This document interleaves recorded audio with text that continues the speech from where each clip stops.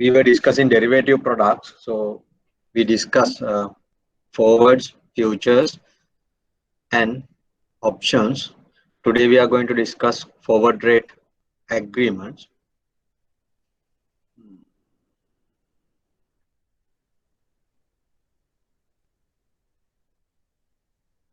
This is the presentation relevant for that forward rate agreements.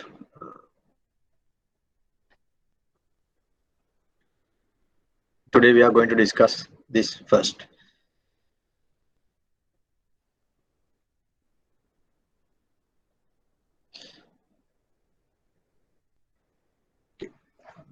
So we'll consider a borrower.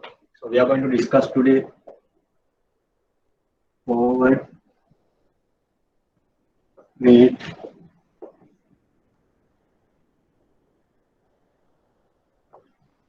rate agreement. Can you see?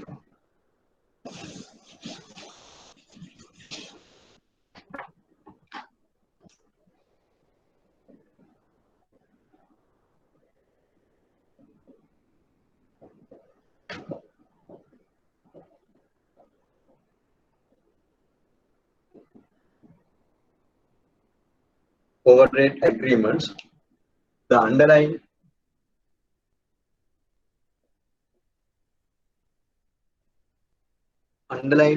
for this forward rate agreement derivative product is interest rate.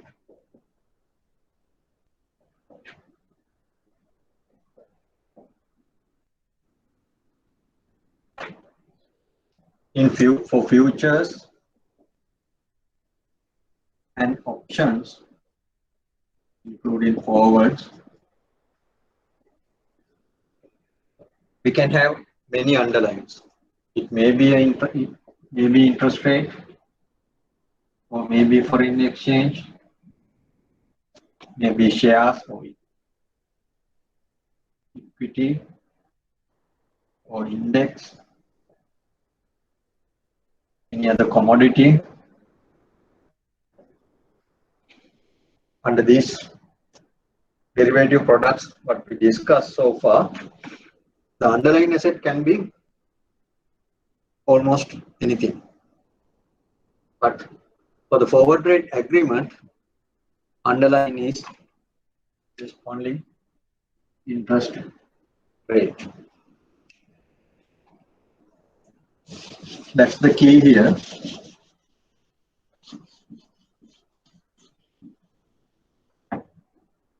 And this is about borrowing and lending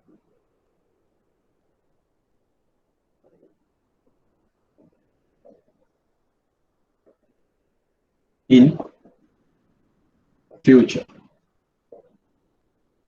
You have either a borrowing or a lending, but not today. In future, you have a requirement to borrow or lend in future, not today. So when you have a requirement to borrow or lend in future, you're exposed to interest rate risk.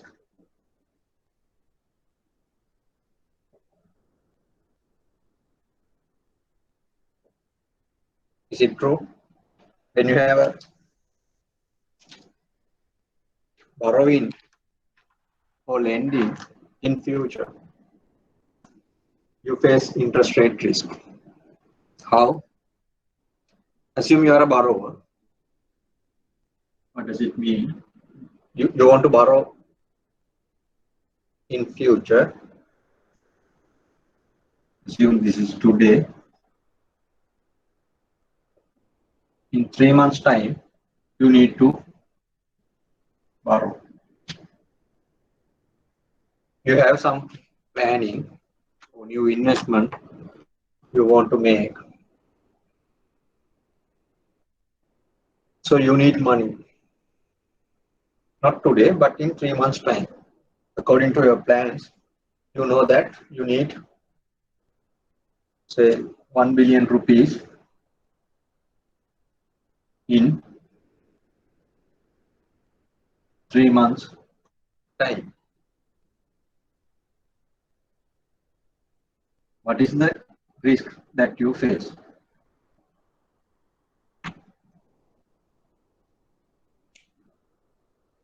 You know, today you need 1 billion rupees. You want to borrow definitely because you have some new investment. You should do that, but you don't have money. You have to borrow money.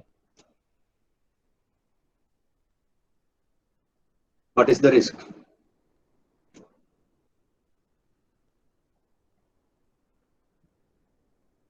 The risk is if interest rate go up. Say today you can get personal loan at 9%. In 3 months, it may go up to 12%.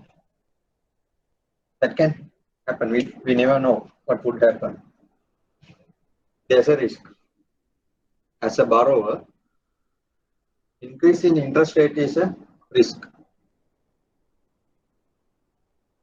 How do you lock today? How do you lock today your interest rate that you are going to interest rate on your borrowing that you are going to do in 3 months time? But the interest rate that you want to lock it today at current rate or near current rate. This is facilitated through FRA. On the other hand, if you are a lender, assume you have a huge cash flow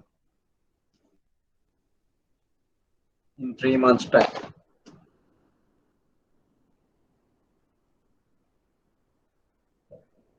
You have bought a government security which is maturing on 15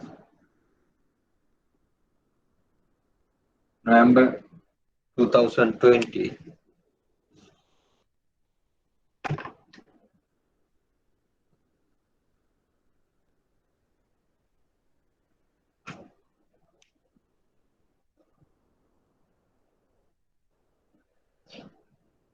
You want to reinvest this. What is your risk? If interest rate goes further down by this date, when you receive that cash flow and you want to make the reinvestment, by that time, if interest rate goes further down, your reinvestment risk is high, your reinvestment interest rate is low. So you want to reinvest it at a higher rate without facing this risk. That one also facilitated through forward rate agreement. Is it clear? Interest rate risk. What is the risk for a borrower?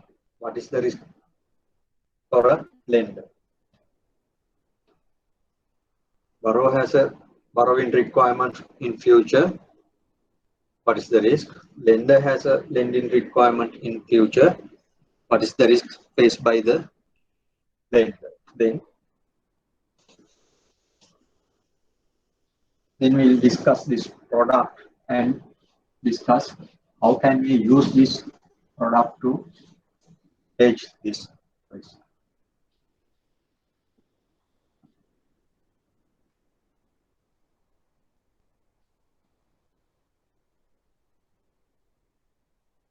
Basically, in the FRA, it's an agreement to borrow or lend. See, pay or receive, much better. Pay or receive a floating rate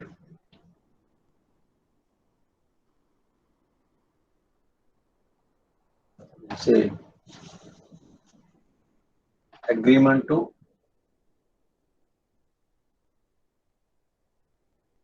pay or receive a fixed rate for a period starting from a future date. It is an agreement to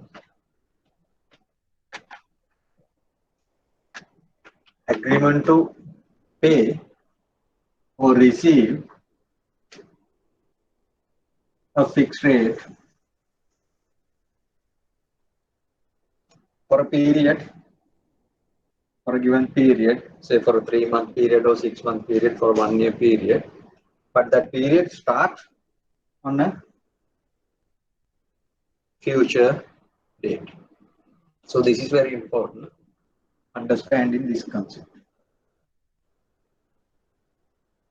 Timing. You don't agree to pay or receive for a period starting from today, but for a period starting from a future date.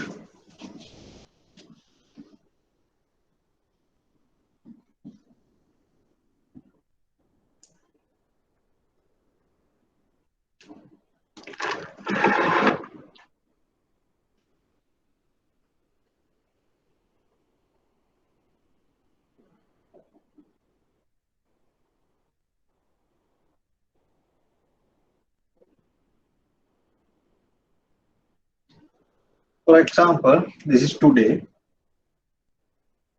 That's why t equals 0. This is in 1 month time.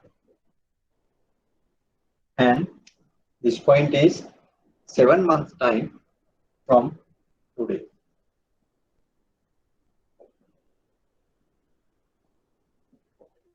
Seven months time from today. So then what is the time period in between these? This is a 6-month period. This is a 6-month period. That 6 months is started to count after 1 month from today. So in a FRA agreement, for example, you agree to pay 6% for a period of 6 months starting from 1 month.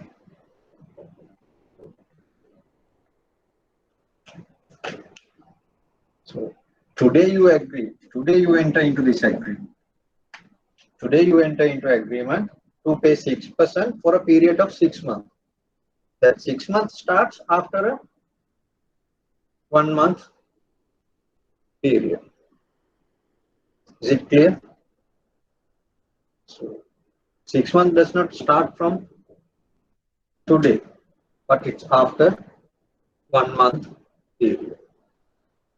From 1 month to 7th month, that is the 6 month.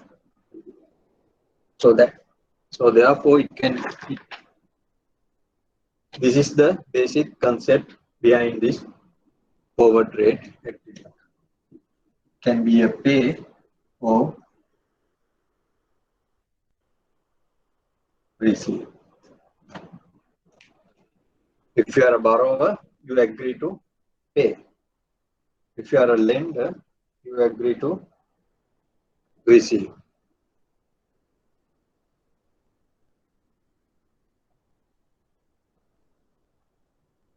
So this is the basic idea behind this. This is the sort of definition of a forward rate agreement. But it's not just you pay or receive this fixed rate. there's a reference rate as well,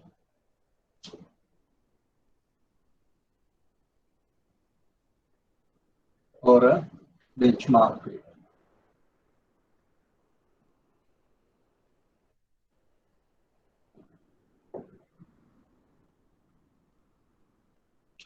Why we need this reference rate or the benchmark rate?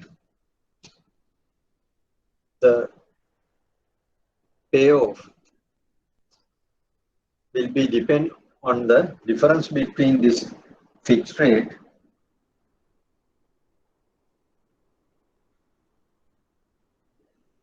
and the reference rate. Generally, this reference rate is in the international market still it's LIBOR, but sooner, as I mentioned earlier, sooner they will replace it with some other reference rate.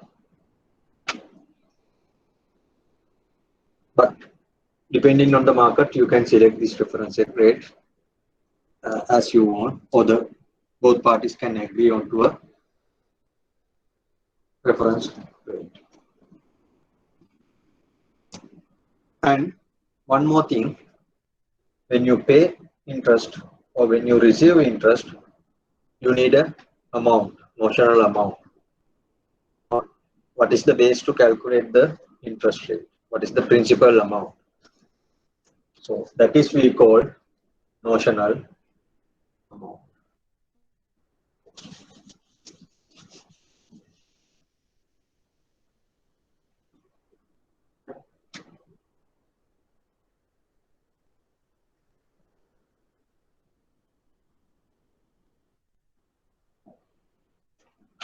Two parties agree on the notional amount.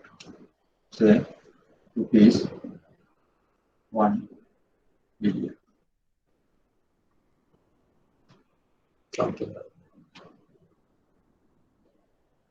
This amount will be used as the principal value to calculate the interest rate. So in previous example, I mentioned that interest rate is 6% for a 6-month period. Then what is the interest component for this? Notional amount is 1 billion, 6% is the interest rate for a 6-month period. Then 1 billion into 6% into 6 months, half of it, assuming 3360 day count basis. That is the interest amount based on the fixed rate. Likewise, based on the reference rate also, there will be an interest rate calculation. Then the difference of interest amount will be paid by one party to the other party depending on the market condition. So we'll discuss that later. Key variables of a FRA is, first thing is start time, then the reference period, then the benchmark rate,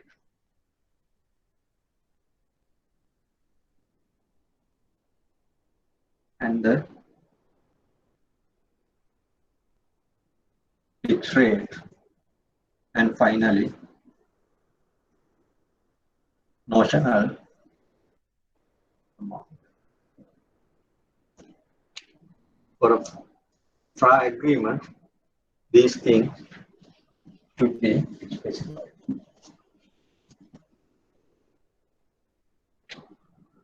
Start time is this from today. What is the period that we start counting timing? In my previous example, it's 1 month. Reference period is this 6-month period. Then the benchmark rate may be LIBOR, post LIBOR, whatever rate, depending on the currency. And the fixed rate, we'll discuss how to calculate that fixed rate and the notional amount, that again, depending on the requirement of the buyer or the seller of the car, that notional amount will be decided, but both parties should agree on these terms.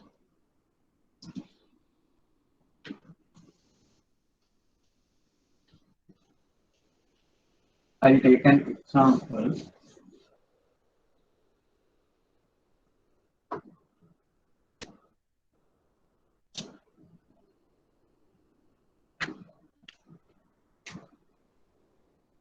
Say party A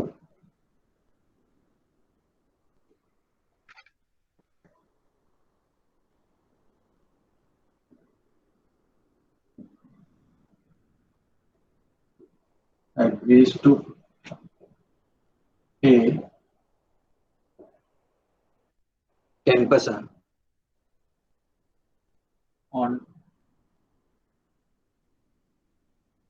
USD 1 million for a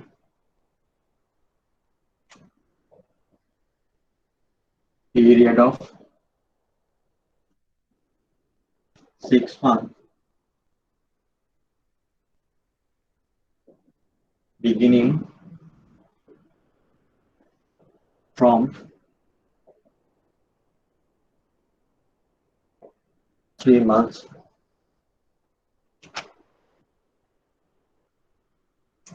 and the reference rate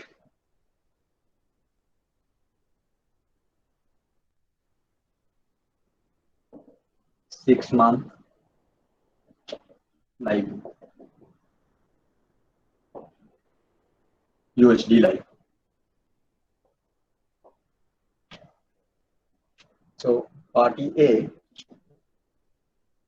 has agreed to pay 10% fixed rate on $1 million, that's the notional amount, for a period of 6 months, beginning from 3 months from today. Beginning after 3 months.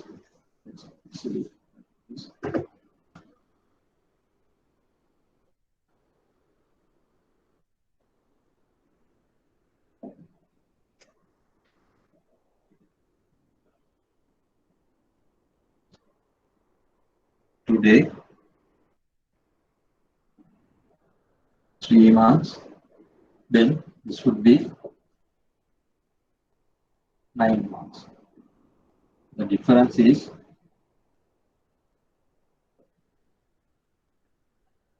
6 months. So party A has agreed to pay 10% on $1 million for a period of 6 months, but that 6-month period starting on a future day after 3 months from today. This is an example of fraud. So here the reference period will be said today to 9 months, is it? Sorry? The reference period is today to 9 months, is it? 3 months to 9 months. Yes, this six-month period is the reference period. Okay. And this reference rate is decided based on this reference period. Because it's a 6-month period, the 6-month LIBOR has been selected. If it is only for a 3-month period, this may be 3-month LIBOR. If it is 1 month period, it may be 1 month LIBOR. Clear? Yes, sir. Now,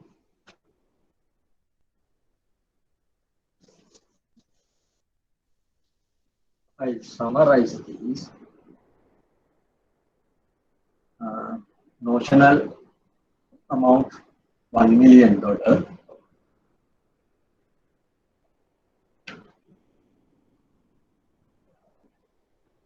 Period 6 months. fixed rate Yes, sir. 10%.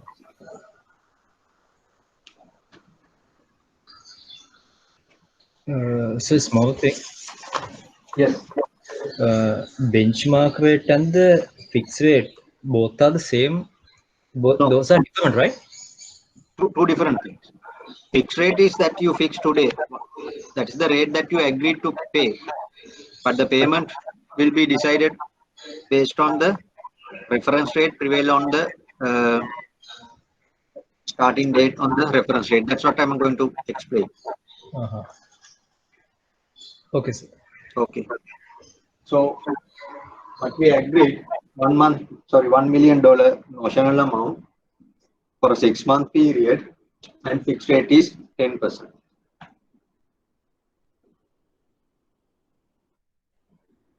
Equals 0, equals 3, equals 9.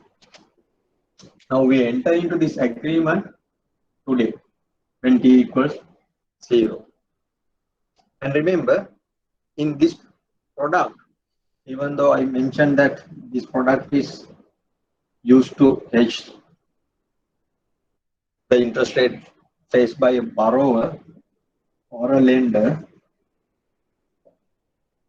in this you don't lend this notional amount or you don't borrow this notional amount. That notional amount is just for reference purposes, and that will be used as a base to calculate the interest amount. Clear? No lending, no borrowing happening in this product. Now, fixed rate we agreed is 10%.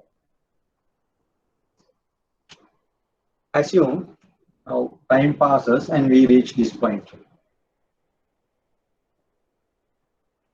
Now, for the next 6-month period, the party A has agreed to pay 10%. But assume LIBOR, 6-month LIBOR,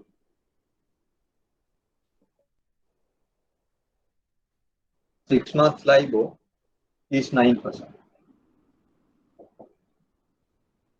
Now assume that by the time that we are going, the 6-month period is starting, 6-month LIBOR is 9%. Party A,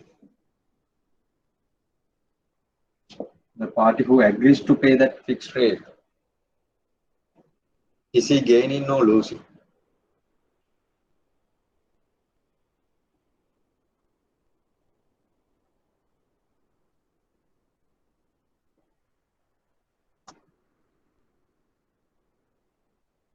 He agrees to pay 10%. Now the market rate is 9%.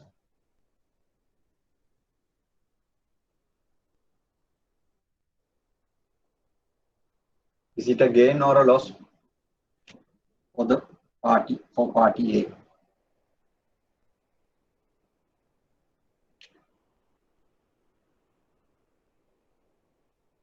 A? Loss. It's a loss. Why? Now he has to pay high interest compared to the market interest. So in this product, what would happen on this date when the reference period starts? The difference between fixed rate and the reference rate is taken. So here the difference is 1%. We calculate the interest difference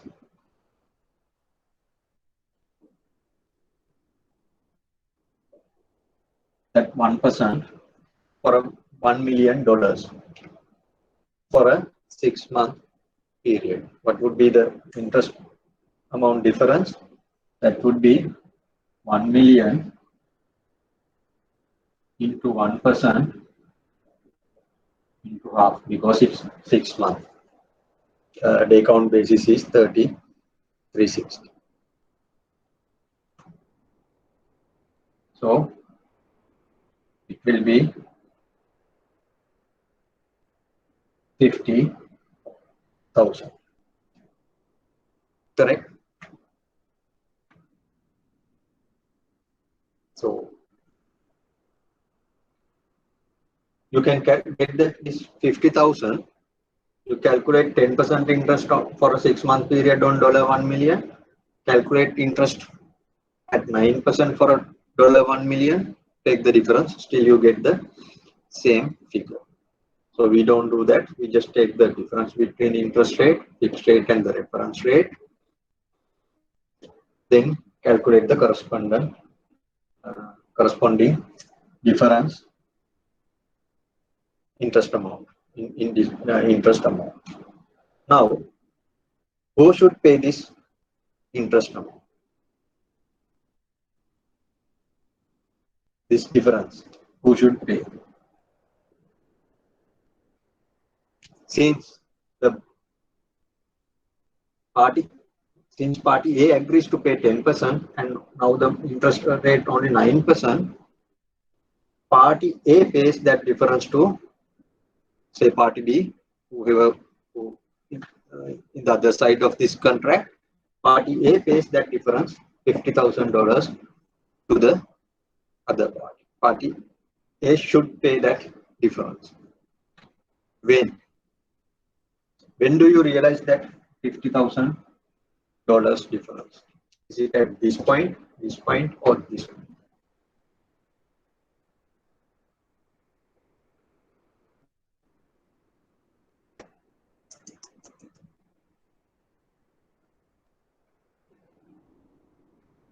Interest rate applicable 10%, 9% for this period.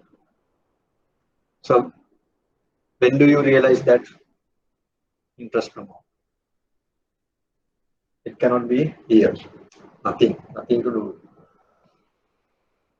Is it possible to be on this date? Indeed, this is the starting date of the contract or the lending or borrowing. You accrue interest during this period, and that interest component is realized only at the end of the period. So therefore, this 50% is the value at the end of the whole period, this date. But in the FRA, you don't wait until this date to exchange this cash flow, because at this point you know both interest rates, you can calculate the interest difference, and what do you do? This interest difference is a future value. It is the value at the end of the contractual period. So therefore, we don't wait until that time. What do? We calculate the present value of that future cash flow. What is the future cash flow in this case? In my example, it's $50,000. On this date, the value of that cash flow is 50,000. What is the present value of this 50,000 as of at the end of 1 month of the origin? What is the present value? How do you calculate? We have to discount this 50,000 at the relevant interest rate. Now the problem is, what is the relevant interest rate? The relevant interest rate is that reference rate, not the fixed rate. We use this reference rate as the discount rate because that is the market interest for this period. This is something else that we agreed beforehand. So therefore, we discount this at 9% for a 6-month period. So whatever figure that you get here, party A should pay that amount at the end of 3 months period from the origin, or when we start the reference period to party B. That because the fixed rate agreed is higher than the reference rate. The cash flow will be revised, or that means party B will pay party A if the reference rate is higher than the fixed rate. Assume reference rate is 11%, still the difference is 1%. All these calculations will be the same. You get the same amount, but the direction of the cash flow is reversed. Party B will pay party A.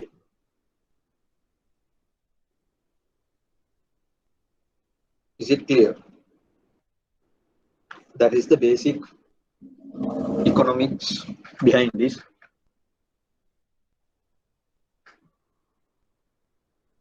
product.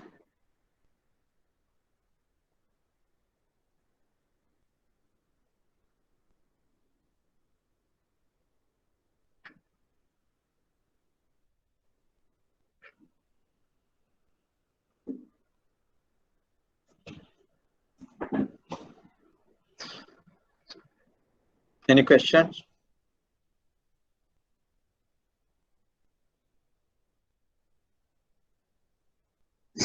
So in that scenario, party A is the borrower, right? Yes, but he might he for the understanding purposes you can think as a borrower, but in reality in this product party A need not to borrow anything. Is pretended to be a borrower because as I mentioned, we never exchanged that $1 million. No borrowing. It's just a notional amount that we agreed. It may be the party A wants to borrow $1 million, but that will be done separately. Nothing to do with this forward rate agreement.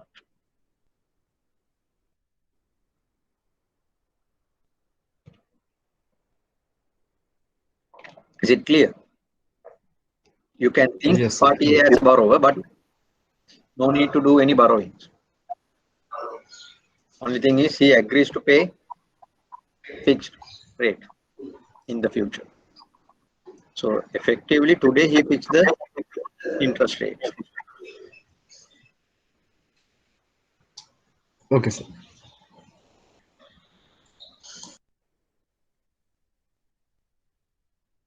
So in this it explains, it enables borrower or lender to take a view on whether rates are rising or falling. As I explained at the beginning, depending on your view, you can enter into this transaction.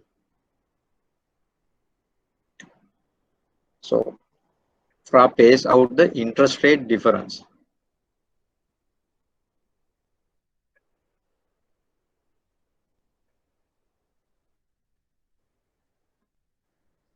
So in this example, the difference is fixed rate 10%.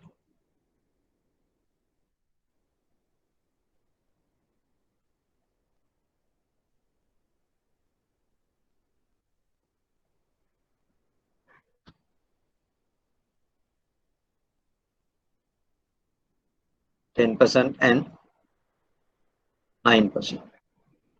This is the fixed rate.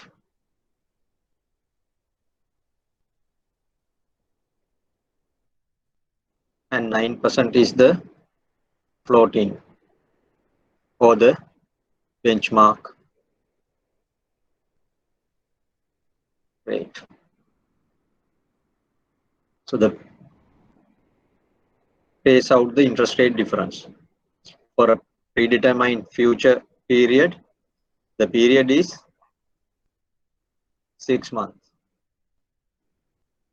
but starting from 3 months. That's why it says future period, not a 6-month period starting from today. As I mentioned, the benchmark rate often used as in the international market, it's SLIBOR. In Sri Lanka, you can use SLIBOR or average prime lending rate, whatever publicly available interest rate, because neither party should have any control over that interest rate. Otherwise, you can manipulate the transaction. So as I mentioned, there's no principal amount actually borrowed or lent.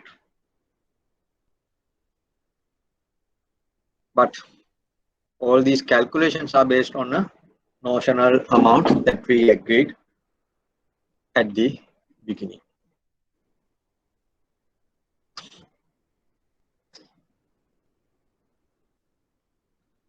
And this wording or the terminology is important. We say a long party or the buyer of the FRA is essentially long the rate. The rate means receiving floating rate. Pay the fixed rate and receive floating rate or the benchmark rate. So the buying and selling is with reference to the floating rate. We say when you receive floating rate, we say buy it. When you pay the floating rate, we refer it as a sell. So in my example, party A is a buyer because he agrees to pay the fixed rate and receive the float. So that's why he agrees to pay 10% and agrees to receive 9%. The difference is paid by the party A to party B. So in the reverse, on the other hand, we refer any party as a short party or a seller when that party agrees to pay the floating rate or the reference rate and receive the fixed rate. And when do you get the benefit? If you agree to receive floating rate, if future interest rate increases, buyer will get the benefit. If the floating rate goes up, it is beneficial for the buyer or the party who agrees to pay fixed and receive float. On the other hand, if reference rate goes down, the seller gets the benefit because he receives fixed rate and he pays only the reference rate. So this is the summary. Buyer of a FRA, he agrees to pay fixed rate and agrees to receive floating rate. He gets the benefit when the rate increases. Here the rate means this floating rate or the future interest rates. And the seller agrees to pay the floating rate and to receive fixed rate, and the benefit is when rate decreases. So again, this is the two sides of the same coin. Whatever the buyer does, the opposite is doing by the seller, and the benefit also reverses. When the buyer gets that benefit when the rate increases, that means seller gets the loss. Is it clear? The basic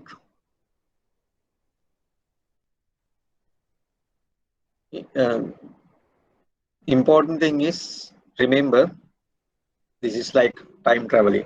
You enter into a transaction today to pay some interest starting from a future date and for another future period. So that concept has to be understood early. Then the timing of cash flows. When do you pay? What do you pay? That need to be understood.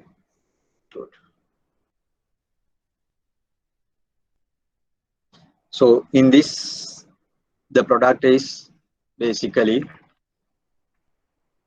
buying or selling interest rate, which is fixed today, and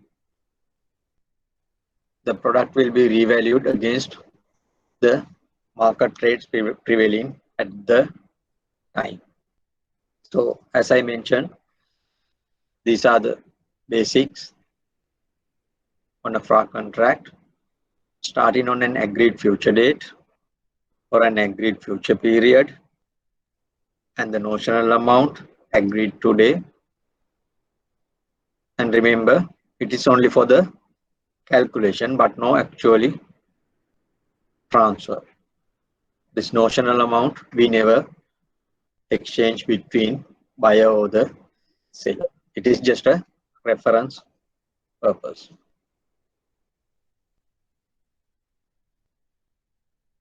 So the FRA is settled on the date when the FRA period starts.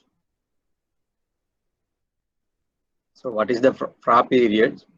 That's what I mentioned in earlier as the reference period.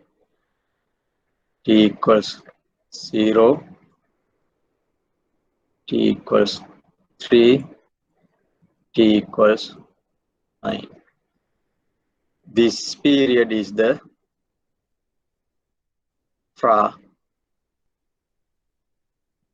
period.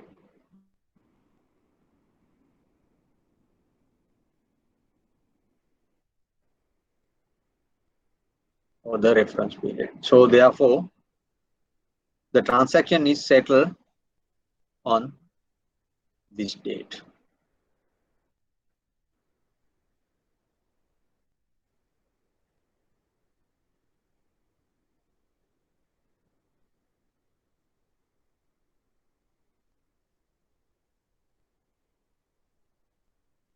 Settlement takes place on this date, but interest calculation is done for this future period. Remember, the settlement is doing at the beginning. So therefore, that settlement amount, we have to do a discounting. Whatever the interest accrued for this period at the fixed rate and at the floating rate, take the difference, we discount that amount back to the start of the FRA period. That is the amount we settle. So there is an example. A company knows that in 1 month's time, it will need to borrow 15 million for a period of 6 months. So 1 month time. If we summarize that, T equals 0. Company knows that in 1 month's time, it will need to borrow 15 million. So this will be the notional amount, euro 15 million. But in 1 month's time. So therefore, not today, they need 15 million euro in 1 month time in the future. But for how long? For a 6-month period. So from today, how many days? Or how many months? It's 7 months. This period is 6 months. The company needs 15 million on this date for a period of 6 months. What is the risk for that company? If interest rate rise or increase during this period, if interest rate increases, by the time that they need money, they may have to pay higher interest rate for the next 6-month period. What they can do, they can lock the interest rate today. Doing what?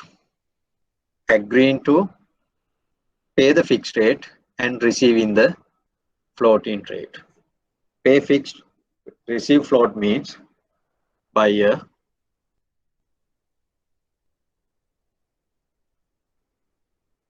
FRA.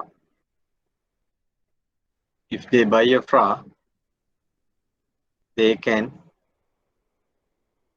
pay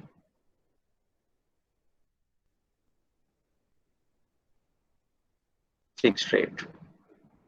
So if the interest rate goes up, they don't have to worry about it because they will receive the floating rate and they pay the fixed rate. But remember, this cash flow is with the other party of the FRA agreement. The company does not borrow from 15 million from that part. So he enters into a forward rate agreement whereby he buys an FRA on 15 million to start in 1 month's time to run for a period of 6 months. The fixed rate is given 5.4%.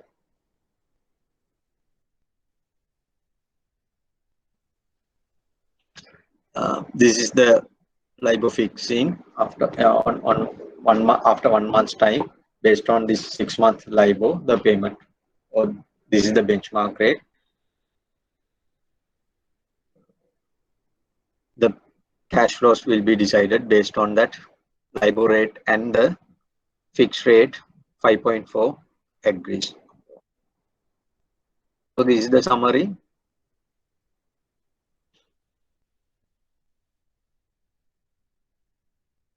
And this is another notation that you have to understand. We call this as a 1/7. What is this one? From today, what is the time period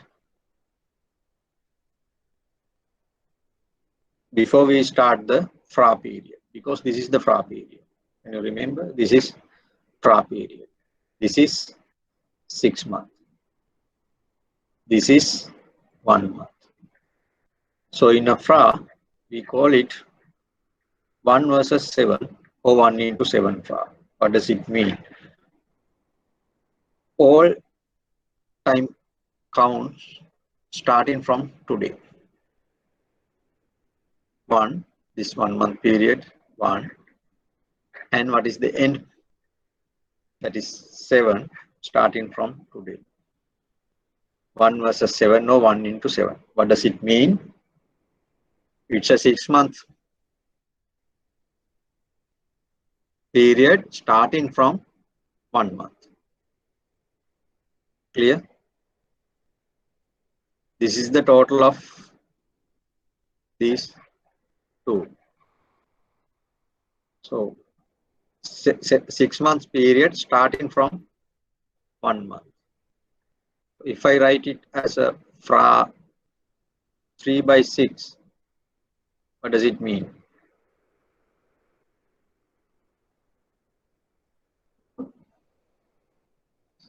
Trial started 3/6. from 3 months period. Sorry? Trial started from 3 months time for 6 months.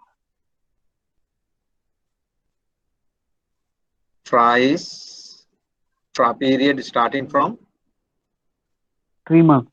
3 months for For 6 month period. For the period of 6 months. No. Go back to this. This is 7. What is this? 3 months period. Yes, 3 Yes. months period. Price starting from 3 months for a Starting 3 from months 3 period. months for a 3-month For a period. 3 months period. Yes. Yes.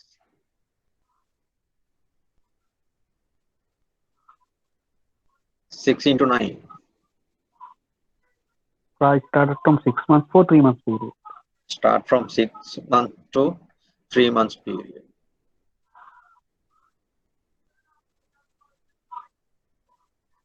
Three into 4. Starting from 3 months to started from 3 months for 1 year, 1 month period. For a one month. So the interest rate calculation will be for a 1 month period. But the starting point is in after 3 months from today. So that can be anything like this. No need to be the first. This period is shorter than this period. Nothing like that.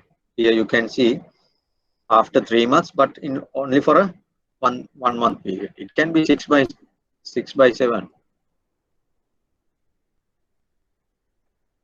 or 12 by 13.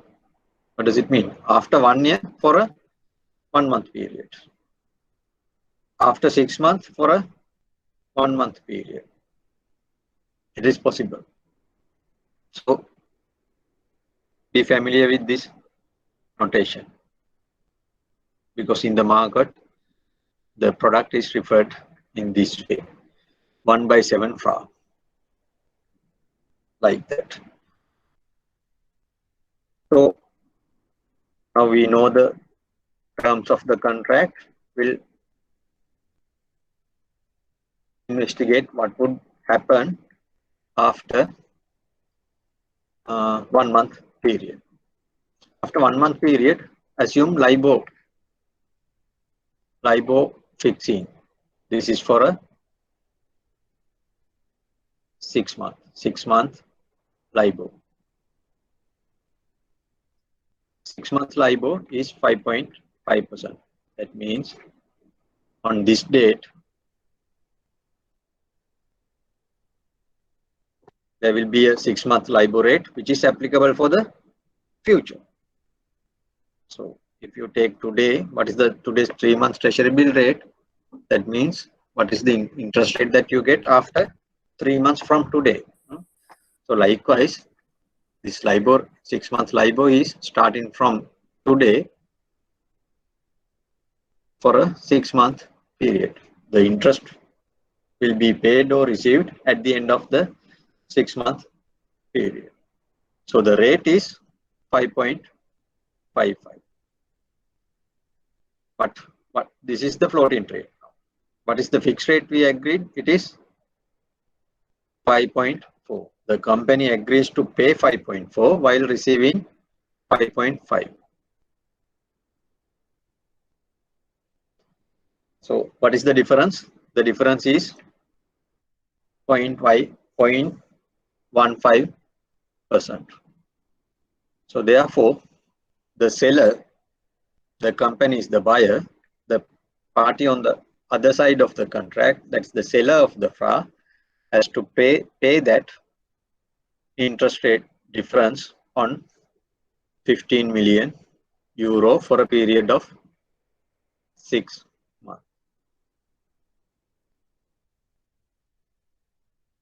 So remember, there's no exchange of principal between these two parties. We never talk about any cash exchange, that 15 million euros exchange either at this point or this point or here. Nowhere. We don't exchange that notional principal. Company had a borrowing requirement. So therefore, the company will borrow that 15 million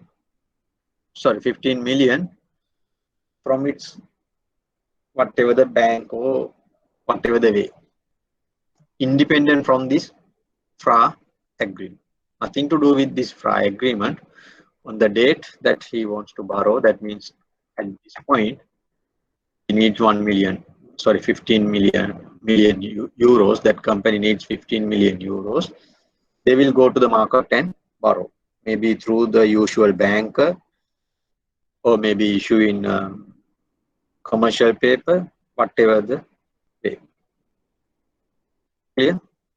But nothing to do with this FRA agreement. It is independent from the FRA.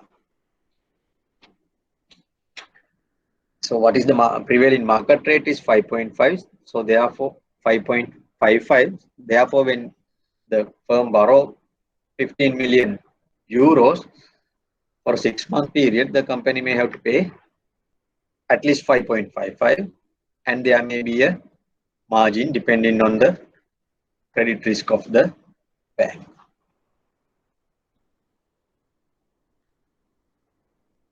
So this is the scenario now. Assume for this 6-month period, there are 182 days. At this date, 6-month LIBOR is 5.55. Our fixed rate is 5.4.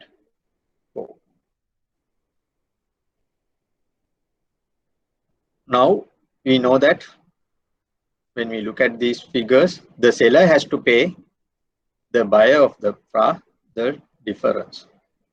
What is the amount?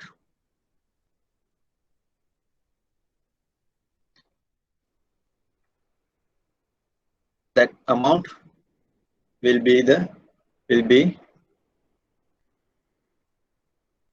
this. How do we get this?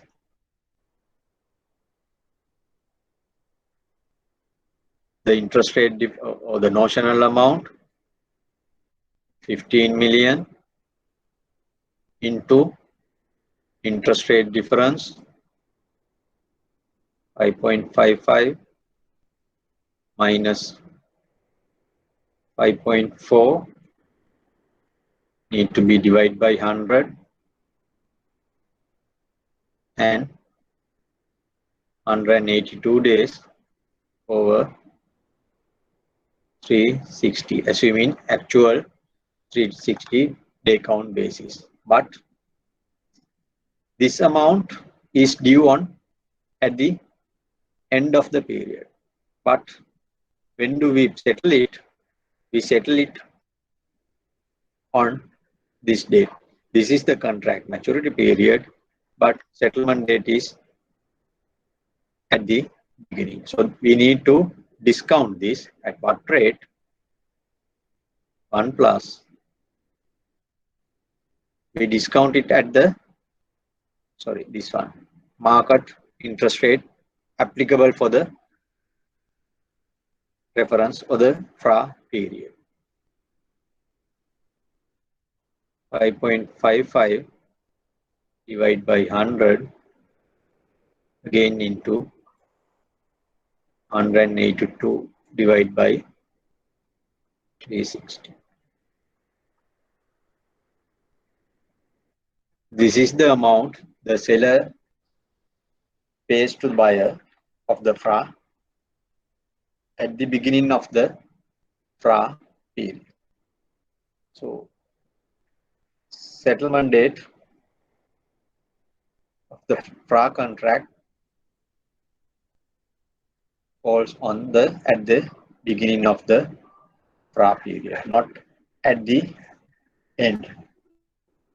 Remember that you don't wait until the maturity date. You make the payment at the beginning. So this is the amount what I written here, the same calculation. So it will be 7,064 euros. The seller of the FRA contract will pay that 7,064 euros on this date to the buyer. That is because of reference rate is higher than the fixed rate.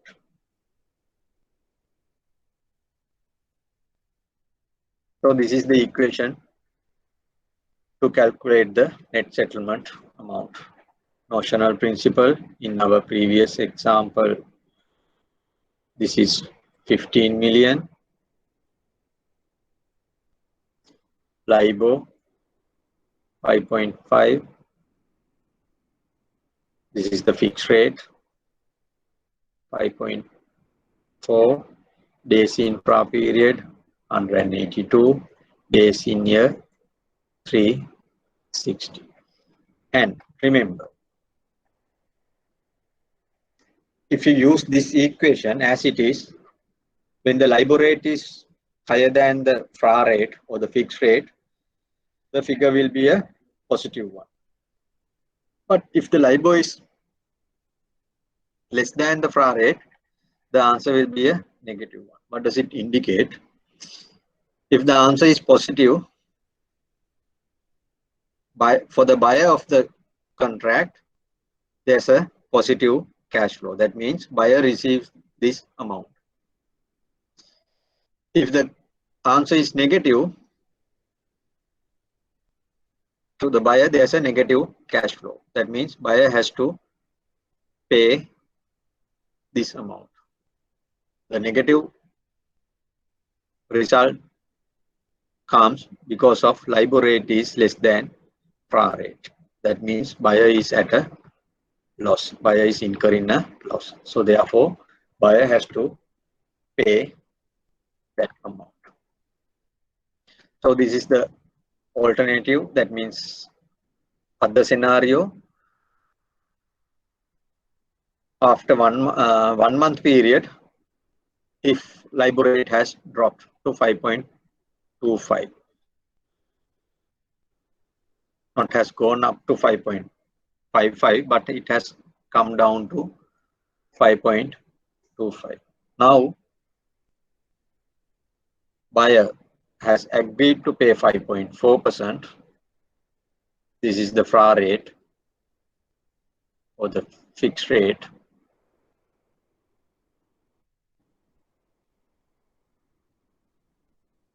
This is the rate that buyer agreed to pay.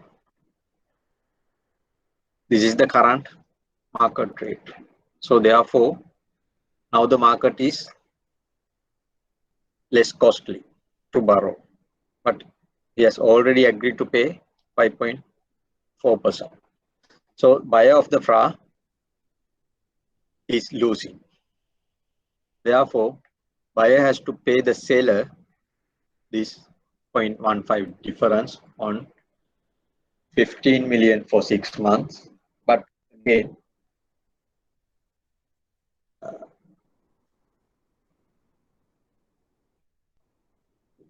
there won't be any borrowing or lending through the FRA seller, but the firm has to borrow it from the at the market rate from the market.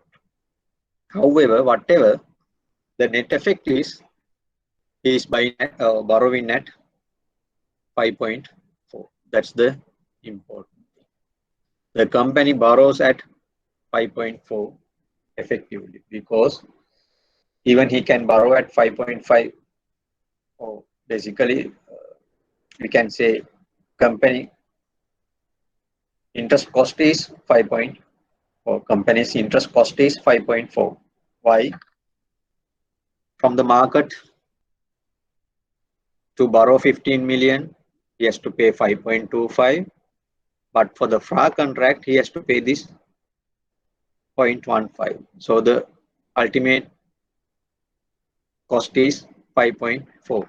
In the previous example, when it was 5.4 versus 5.55, the company has to borrow at 5.55 from the market, but due to the FRA agreement, the company receives this 0.15 difference. Therefore, effectively, company borrows at 5.4, because the difference between 5.4 and 5.55 is paid by the FRA seller. But in the second instance, the difference between 5.25 and 5.4 is paid by the company itself. So therefore, effectively borrowing at 5.4. So your future interest rate is fixed, anchored, irrespective of the market interest rate. So therefore, in a FRA agreement, interest rate fall below the fixed rate does not benefit the borrower. But if interest rate increase above the fixed rate, that amount is offset by the receipt of the difference from the seller. That benefit is there.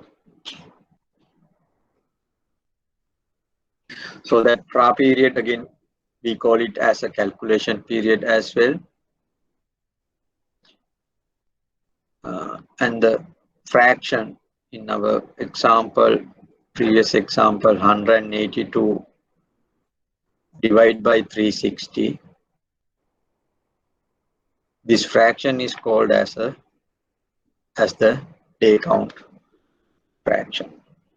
The length of this period proportion to a year. It is called as day count fraction.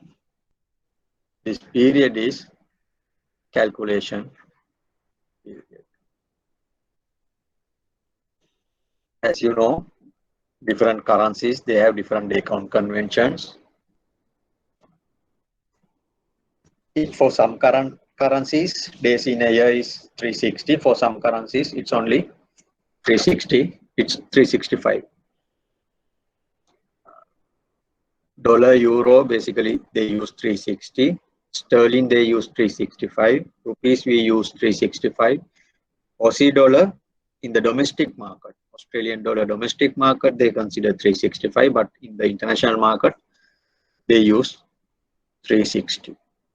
So there are these differences. Okay, before we move forward, now I'm going to discuss how are we going to decide this fixed rate. In earlier example, we said, fixed rate is 5.4. How can anyone decide this rate, this 5.4 or whatever? We are going to discuss how to decide this. Before we move into this, I would like to know whether you have any questions on what we discussed so far. You should be clear on what we discussed. Yes. Price is basically an obligation.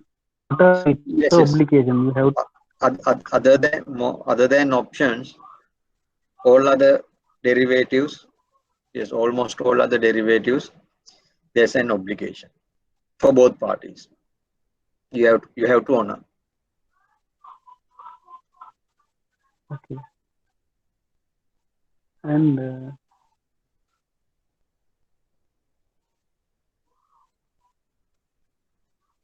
when we calculate this, either this identification of whether it is beneficial for borrower or lender, what will be the key factor? Sorry? When we identify whether the borrower is having benefited or lose, what will be the key points we need to focus on? Key factors. Simple. Buyer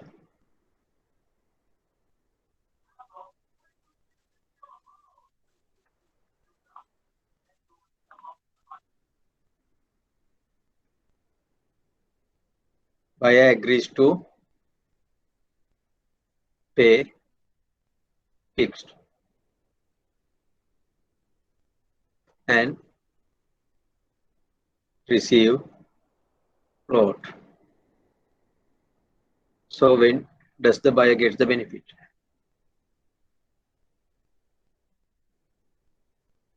If the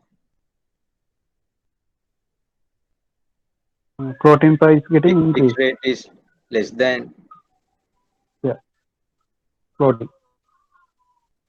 float, then buyer gets the benefit. That's the key. So what is the intention to the buyer to enter into this transaction? What is his view? He will think that in future interest will go He up. assumes he expects interest rate to increase in the future. If his view is correct, he gets the benefit. If the view is wrong, he loses. Clear? Yeah.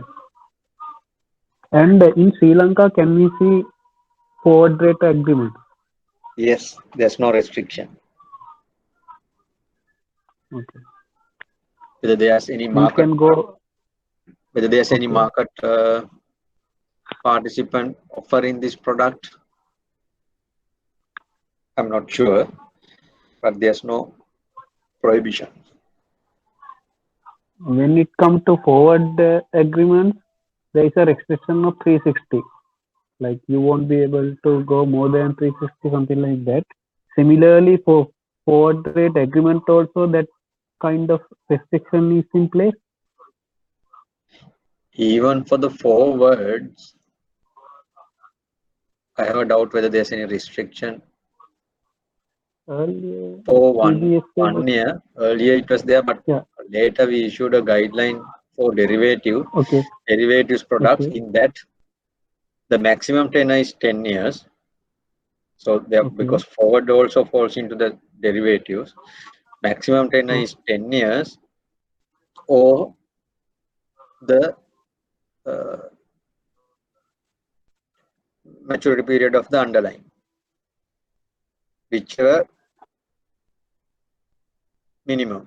Say you have a underlying transaction for 15 years, but you cannot do the derivative product for more than 10 years. But if the underlying transaction is 5 years, then you can go only up to 5 years. They have like, if you check it, it was issued in 2009 and it was revised 2 or 3 times after that.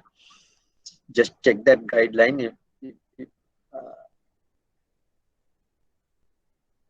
Okay. If there's anything specifically mentioned other than that forward cannot go beyond 1 year, I don't think there's that restriction. But our market is not liquid. I don't think there's any forward transactions on FX beyond 1 year, or even beyond 6 months. It would be very minimal.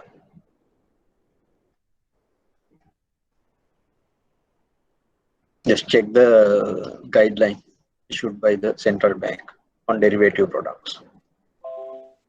Okay. In that, this FRA is allowed. Any other question?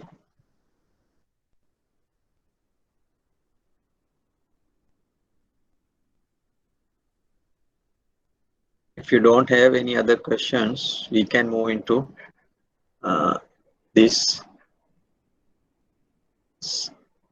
second part of FRA. This is about how to decide the fixed rate.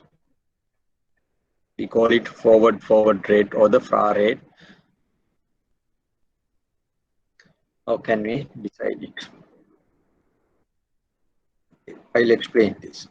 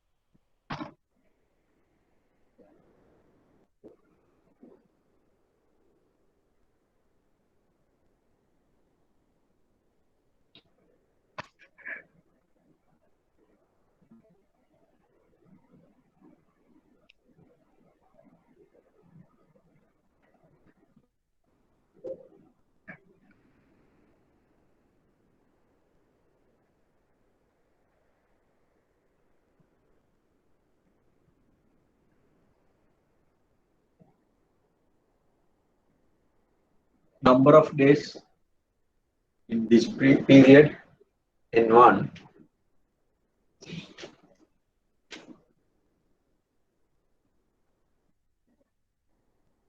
the whole period is N2. I think that's the notation I have given. Yes. And this period we denote as N number of days that FRA is or the calculation period is in FRA. The total period of the contract is N2. The contract or the FRA start from N1 days from today. Today, we know the current interest rate structure. We know what would be the interest rate for this period. Because today we know what is the interest rate, what is the 1 month interest rate, what is the 2 month interest rate, 6 months, 3 months, whatever. We know that. So therefore we know this R1 and R2. If you lend today for this whole period, you know what is the applicable interest rate.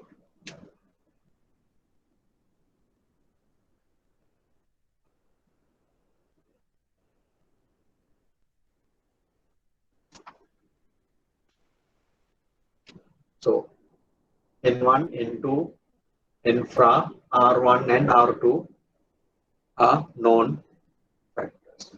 Now what do we need?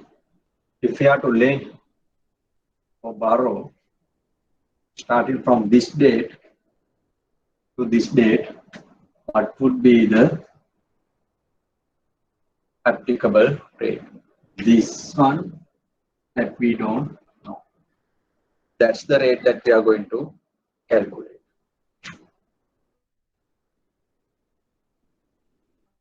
Okay. Now as an say assume lender, you have a choice. You can lend whatever the amount you have, say for a 1 month period, and after 1 month at the prevailing market rate, you lend it for another 6 month period. So altogether 7 month period. You can do that.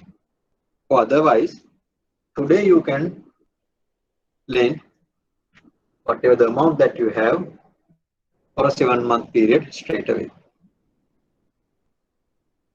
Clear? Either you can roll over or you invest for the whole period straight away. So again,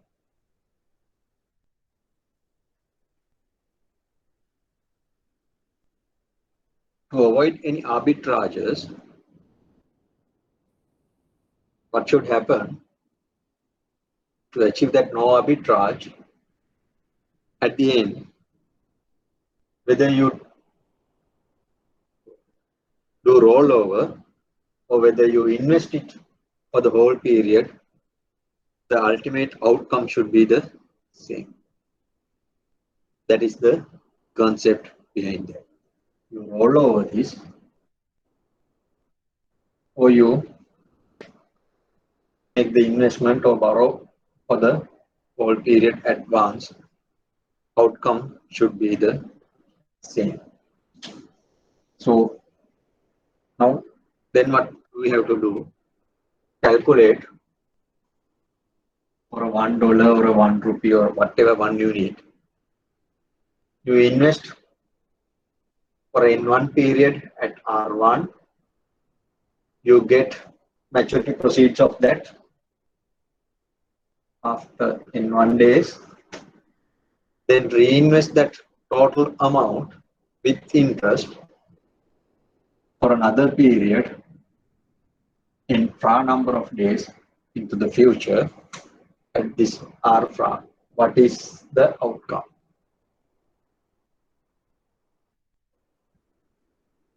that should be the same as if you invest $1 for an N2 number of days at R2, what is the end value of that $1? We make them equal. So if you invest $1, the first part for N1 days at R1, what do you get here? 1 plus R1 over 100 into N1 over 360, assuming 360 day count cases. This is what you get if you invest $1 today for N1 number of days for R1 at the R1 rate. Is it clear? This is the future value of $1 today, future value of $1 in N1 number of days. Now what do you do? After N1 days, you get this, you reinvest this whole amount at another rate, which is denoted as R fra for a N fra period.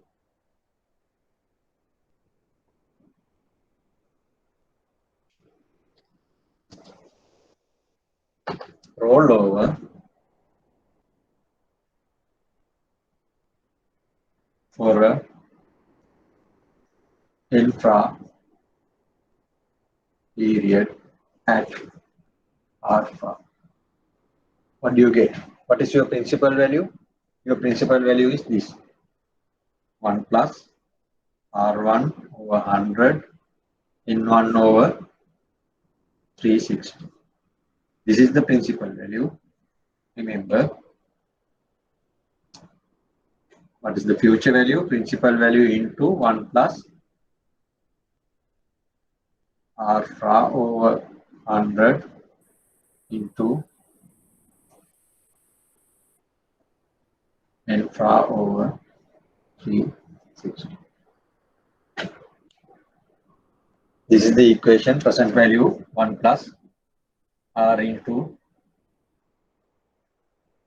day count. This equation.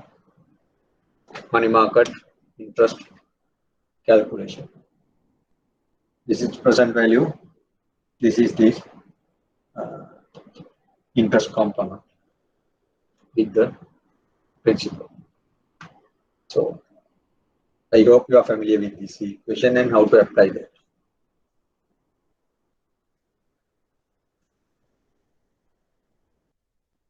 This is one thing. If you roll over, what is the outcome? You receive this whole amount on this date. Now, as the third step, we'll calculate you invest $1 for N2 number of days, that means for the whole period at R2. What do you get at the end? You get 1, that's the principal value, into 1 plus R2 over 100 into N2 over 360. We need not to write this 1. So as I mentioned earlier, if there to be no arbitrage value, this arbitrage gain or arbitrage opportunity, this amount should equal to this amount. So we can write it like this.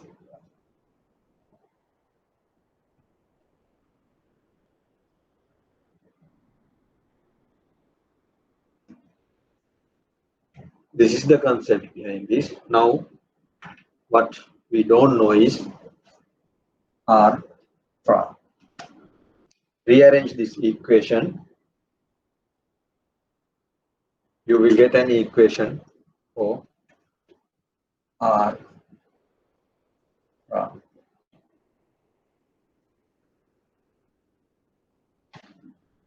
1 plus R2 over 100 into M2 over 360 divide 1 plus R1 over 100 in 1 over 360 minus 1 into 360 over R. If you simplify this further, you will get this equation.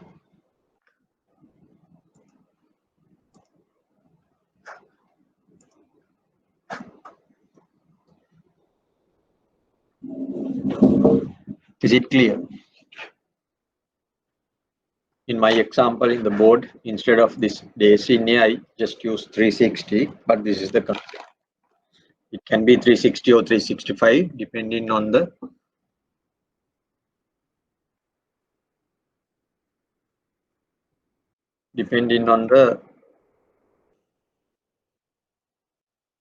currency, because for different currencies there are different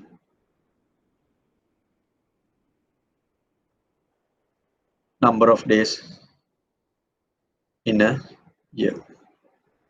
Is it clear? So better to remember that concept, but not necessarily if you can remember this equation, but better have some idea what is the intuition behind this equation. Not only this equation, any equation, without just remembering the equation.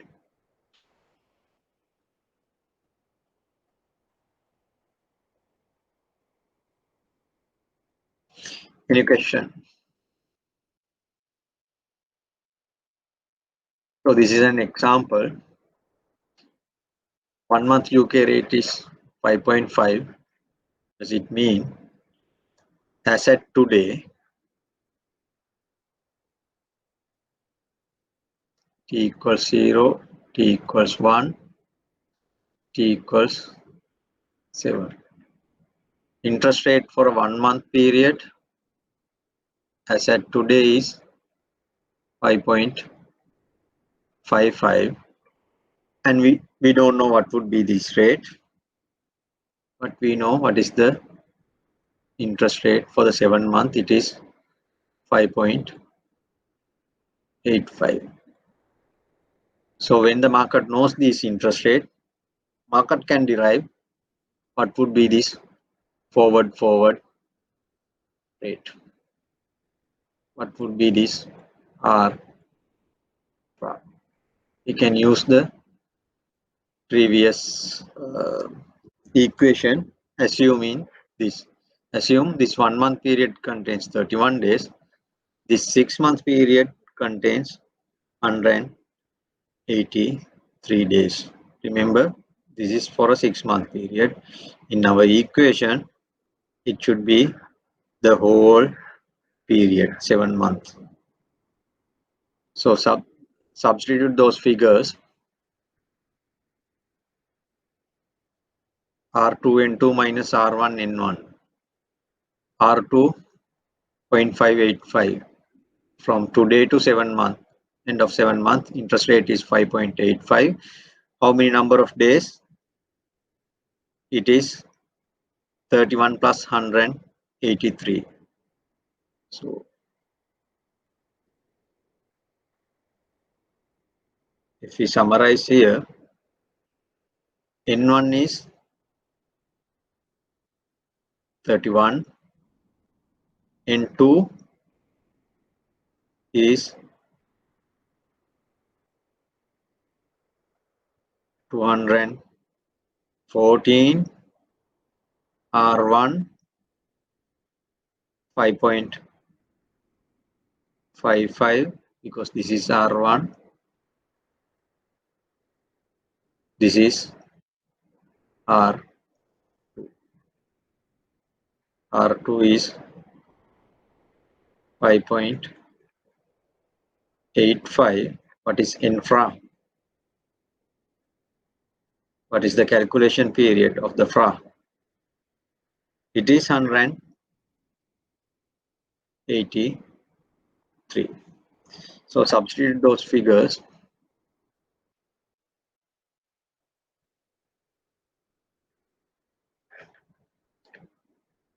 R2 into R1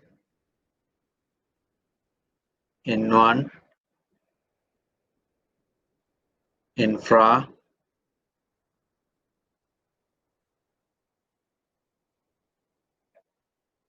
what is this R1 in you get 5.80. Depending on the today's term structure of interest rate,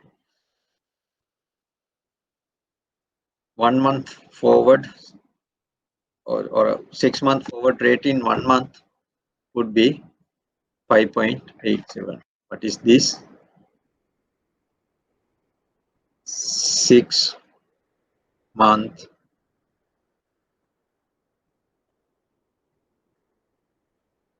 forward rate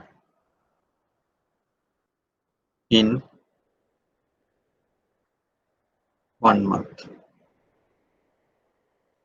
6 month forward rate in 1 month is 5.87. What does it mean? After 1 month, we expect 6 month interest rate would be 5.87. So any questions?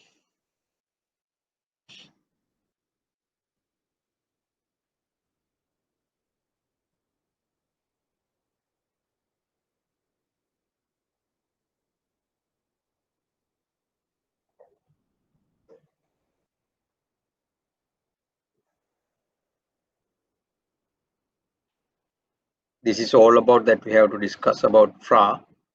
So again, summary. FRA is a derivative product to fix the forward interest rates. Buyer can agree to pay a fixed rate while receiving a floating rate. Buyer would do that, expecting future interest rate will go up. Seller will do that, expecting future interest rate will go down. So the settlement takes place at the beginning of the FRA period. The calculation is based on the interest rate difference at the beginning of FRA period, the difference between fixed rate and the floating rate, and considering the notional amount, calculate the interest difference and discount it for the FRA calculation period using the prevailing market rate. Remember that, not at the fixed rate. The discount is done at the prevailing market rate. And then we discuss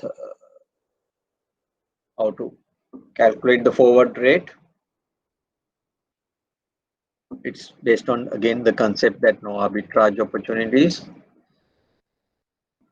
Whether you roll over or you do the transaction for the whole period, there won't be any difference of the final value. So equating those two figures, we can derive the forward interest rate, which is R. So basically, you roll over, what you get is same as if you invest for the whole period. So we equate them and try to find the solution for R fry. Then you get this equation.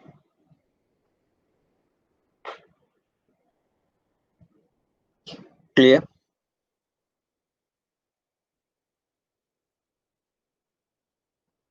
Any question?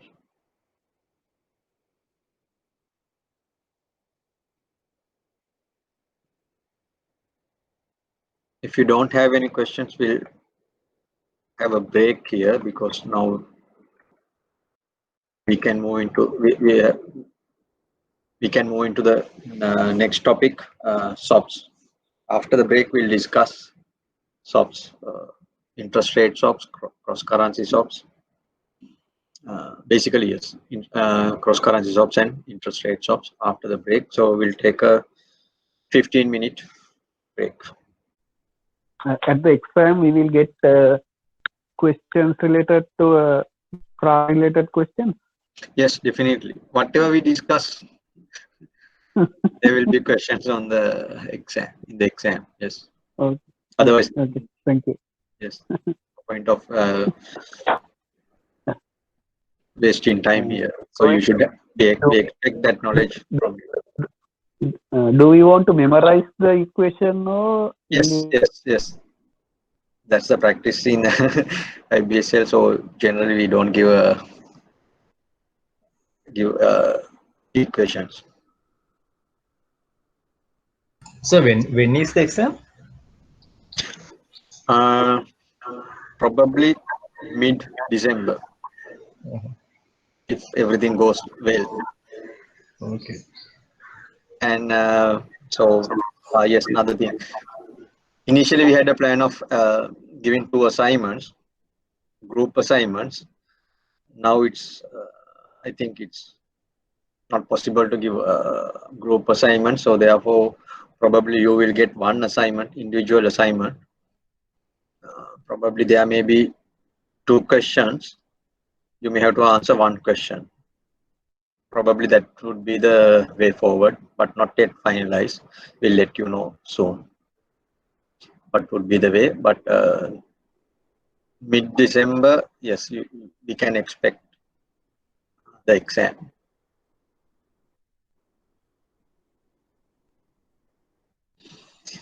Any other question?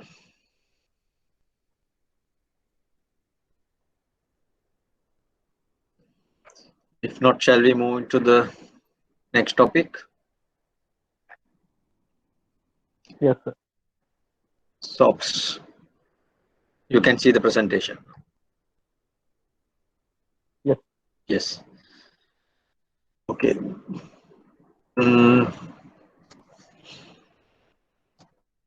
There are basic 2 products under SOPs. Other than that, FX SOPs.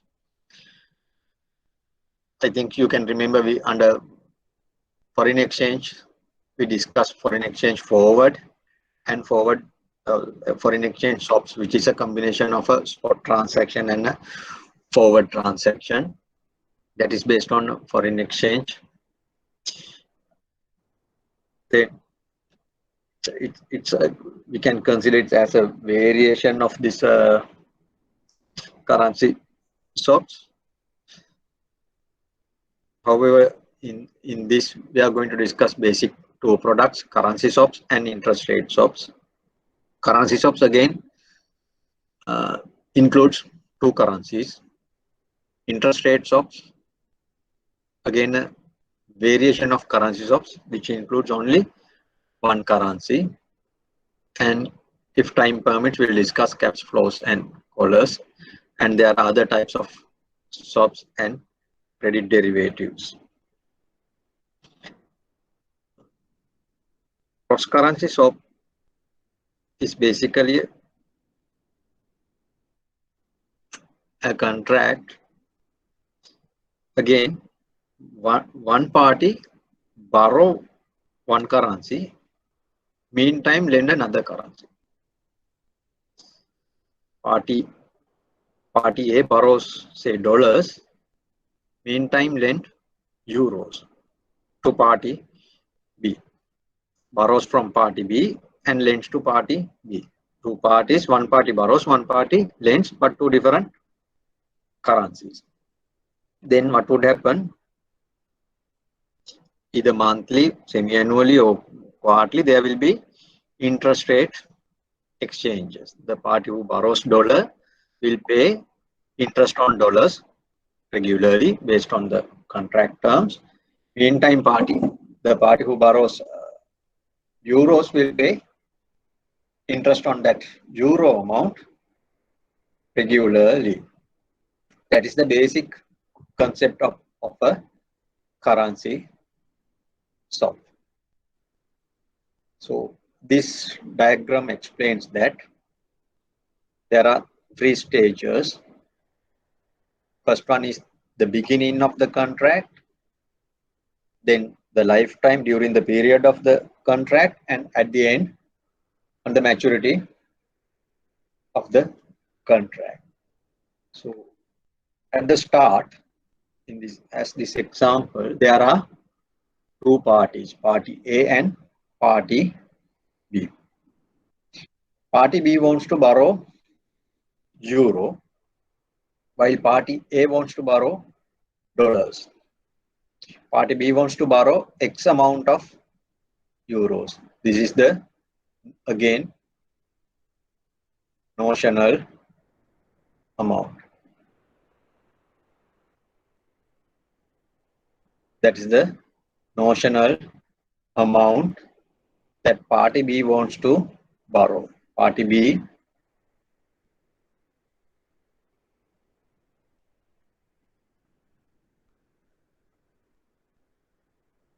borrows euro. Meantime, party A borrows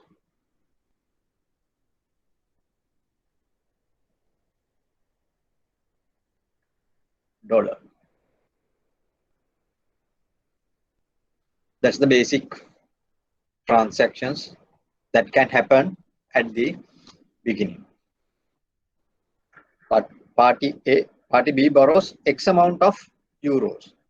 Then what is the amount of dollars that party A can borrow? Party B borrows X amount of euros. Then what is the amount that party B can borrow? That is the X into S. What is S? S is the spot rate.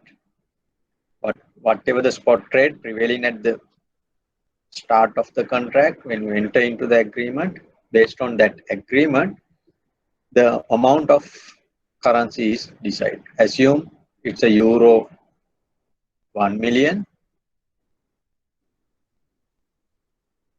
and spot rate is 1.125.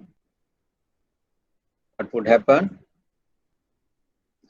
When party B borrows euro 1 million, party B can borrow, when party B borrows euro 1 million, party A can borrow dollar 1.125 million. So this amount is decided based on the spot rate prevailing at the market on the date that you initiate the transaction. Is it clear, that part? It's just a borrowing and lending, but one party borrows one currency, meantime lends the other currency. So in this example, B borrows euro and lends dollars. Party A borrows dollars and lends euros. So it's not just one currency borrowing and lending, two currencies borrowing and lending by the same two parties. So that happens at the beginning of the contract. Then when they do this, meantime they agree what is the interest rate that they are going to pay. So in this example, party B agrees to pay euro 3 months LIBOR plus a margin. This alpha is a margin.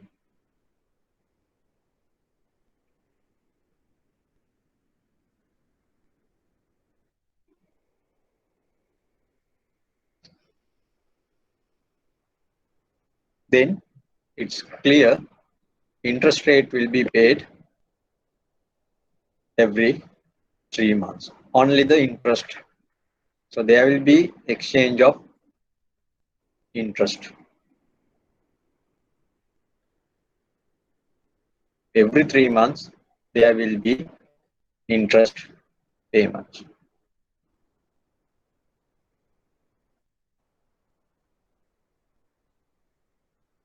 Party B will pay on euro 1 million at 3 months LIBOR plus margin for party A. Meantime, party A will pay dollar 3 months LIBOR. There's no margin, just the dollar 3 months LIBOR to party B. Whether there's any margin or not, that depends on the credit risk of both parties, and they agree at these terms when they enter into the transaction at this point. These terms are agreed at this point, but this is the execution of that agreement. And the other thing, again, if you go to a timeline, this is the start, t equals 0. This is t equals 3 months. How do you decide this? When do you decide this 3 months LIBOR rate for this period? For the first 3 month period, the LIBOR rate is decided on this date. Based on that rate, you make the payment at the end of 3 months. Same time, they decide the LIBOR rates for the next 3 months on this date. This may be R1, decided on this date and paid on this date. Then for the next period, they decide the interest rate on this date and paid after another 3 months. Likewise, is it clear? This euro 3 months LIBOR, the rate is decided at the beginning and the payment is made at the end of that 3 month period. For the next 3 months period, rate is decided on this date and payment is made at the end of 3 month period. Every 3 months that would happen. Clear? So party B pays 3 months LIBOR plus the margin on this date. The rate is decided at t equals 0 and the payment is made at t equals 3.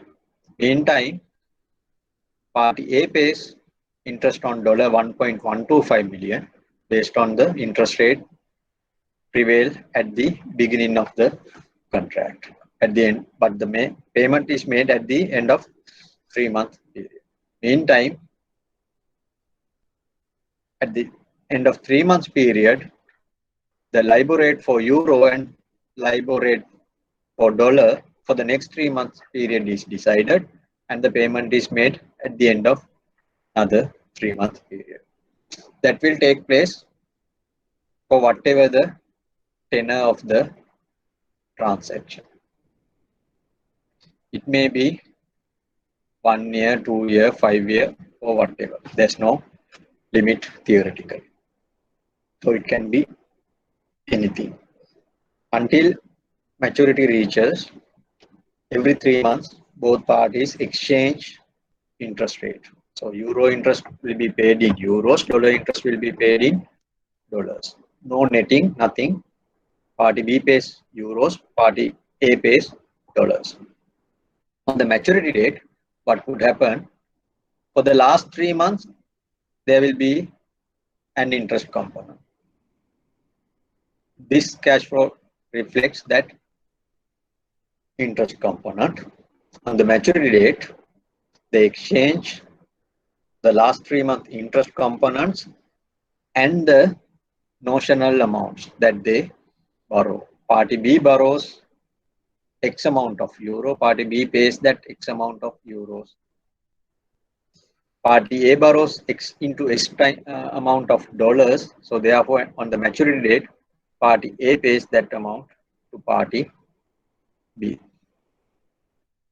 So that is the basic of a currency swap. Is it clear? Basic of a cross currency swap.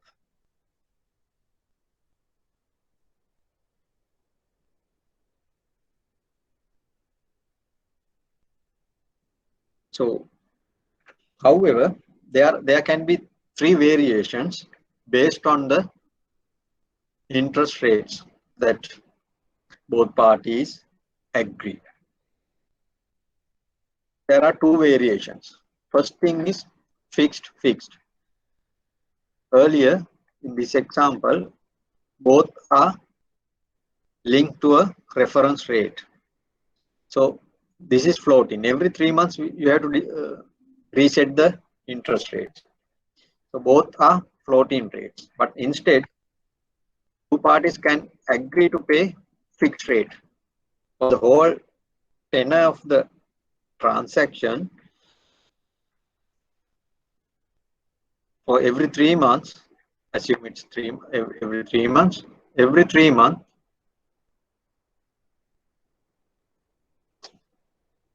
for euro, they may agree to pay 1%. For dollar, they may agree to pay 5%. So then all the cash flows are predefined. 1% interest on 1 million euro for a 3-month period. What do you get? You can calculate. At 0.5% interest for a 3-month period on $1.125, you know what is the cash flow. So there will be fixed cash flows, inflows and outflows in one of the currencies. That type of cross currency swap, we call it fixed currency swap. The other variation is one party agrees to pay a fixed rate, say for euro 1%, but the other party agrees to pay a floating rate, LIBOR.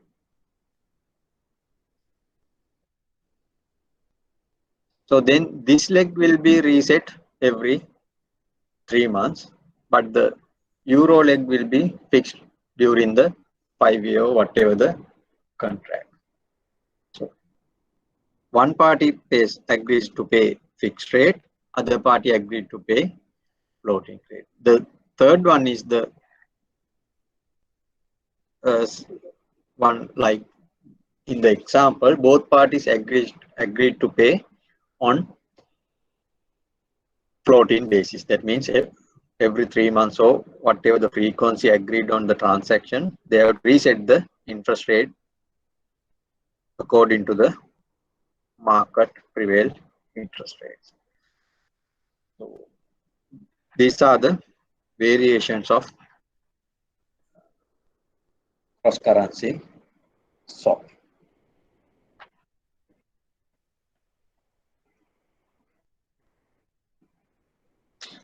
This is an example. When do we use a currency swap? A UK company might expect to receive a stream of US dollars over the next 5 years from exports. We assume 1 year cash flows. So if we assume every year during a 5-year period,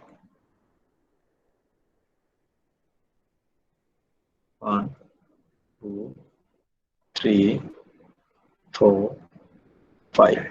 A UK company receives dollars. They receive dollars. What is the risk to the firm? Assume they know every 1 year they receive $10,000. What is the risk to the firm? Is there any risk? Sorry? Exchange rate. Exchange rate. Because UK company, they have to convert that dollars into sterling pound. They never know what would be the exchange rate prevails at this time. So to hedge that, they can enter into a currency swap. One option is, yes, they can enter into series of forward contracts. They can enter into one forward contract to sell $10,000 and buy dollars in 1 year. The second one to sell $10,000 in 2 years and buy sterling pound. The third forward contract is to sell $10,000 in 3 years and buy dollars. Likewise, they can enter into series of forward contracts.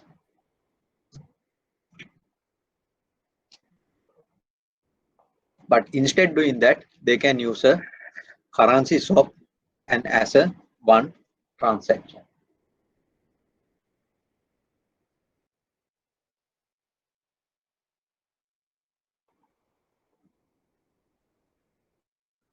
So in that transaction, all these cash flows are considered as a single cash flow package, and company agrees to pay these flows to another party over 5 years and in return get a sterling cash flows.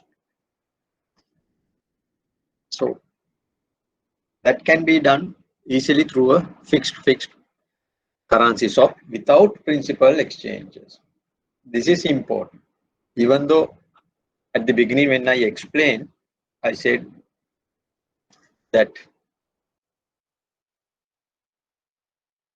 here the party A borrows X amount of euros and party B borrows X amount of euros and party A borrows X into S amount of dollars. It is not compulsory to do that. No need to exchange the principal amount. So it is not compulsory. In this example also, since UK firm does not want to borrow any currency, so no need to exchange any principal amount, but agree to a notional amount. Then calculate the cash flows accordingly. So therefore, once they enter into a transaction, currency swap transaction, they are safe. Whatever the future interest exchange rate movements, it won't affect the amount of UK pound that they receive. But remember, whether it's a benefit or a loss, there won't be any impact. If there's any benefit, still they won't be able to get that benefit, because currency swap also, both parties has the obligation, and you fix the rates, then both parties have to honor the transaction. There's no option. So the cost is here is when the rate moves in your favor, but you don't get that benefit. So these are the hidden costs in these derivative transactions. So any transaction, remember, even though you don't pay anything at the beginning to get that, it's not free. There is a hidden cost. If you enter into a forward transaction, if you remember, I explained that if you enter into a forward transaction, it's just agreement between two parties. You don't pay anything upfront. But on the maturity date, you may be at a loss compared to the prevailing market rate. That is the hidden cost. Likewise, even in a FRA, you agree to pay 10%. By the time that you are going to settle the transaction, interest rate has gone down. So you make a loss. That is the cost of the transaction. Hidden cost, implicit cost. Even here, that can happen. Exchange rate may move in your favor, but you won't be able to get that benefit.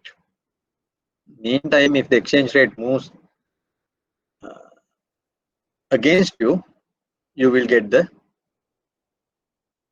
benefit. You won't face that loss. Okay, if we go back to this example, What are the what should be the specific terms of this So, contract? so, Yes. so at the middle of the contract, can't we cancel the? Yes, it is possible. If both parties agree, you can cancel the transaction, but the contract will be mark to market. Then one party may have a loss and other party may will have a profit. The party who has a loss has to pay that amount to the other party. That can be done, but however, I'm not going to discuss how to do a valuation during the lifetime of a currency swap with you. First, just try to understand the basic economics of this currency swap and how to use it. If you are really interested, you can read a book. Once you know this, the next part is easy. You can understand that how to do a valuation of a currency swap during the lifetime of a contract, because most of these derivatives may be mark to market in regular intervals to mitigate the credit risk. You do the mark to market and keep a collateral or keep a margin to minimize credit risk. That happens, but we are not going to discuss that here. Even a FRA, you can do that. Most of the contracts, you can do that. You can cancel, but one party has to pay the other party depending on whether it's a profit or loss and whether there's any penalty imposed in the contract. It is not impossible, it's possible, but with some restrictions. So, okay, here we assume interest rate on dollars, say 1% per annum.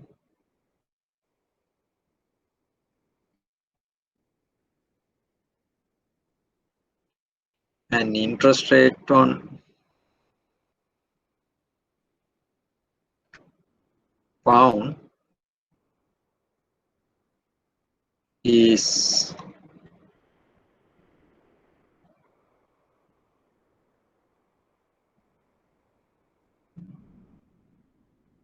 okay, make it 1% again. No problem. And the spot rate is 1.25. What does it mean? For one sterling pound, you get $1.25. Now the question is, now here we have to do a bit of reverse calculation. What should be the notional amount? Because in this example, UK party is not going to borrow anything. Yes, is it clear? They are not going to borrow anything. They have a stream of cash flows in future. They have to match it. This the cash flows are in year's time, separated by every year. So then it's easy to receive. Sorry, now UK company, what they want to pay $10,000 to the other party and receive sterling pound. To pay $10,000 at the end of 1 year period at 1%, what would be the notional amount?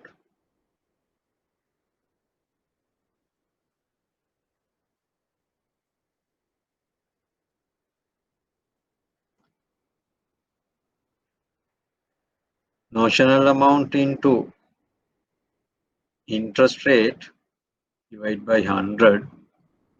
This should equal to 10,000, isn't it? Because this is the cash flow. This is the flow that UK company is going to pay to the other party every year. So this can be considered as the dollar interest component. If this is the dollar interest component, what would be the notional amount that they agree to today. This is 1%. Then notional amount would be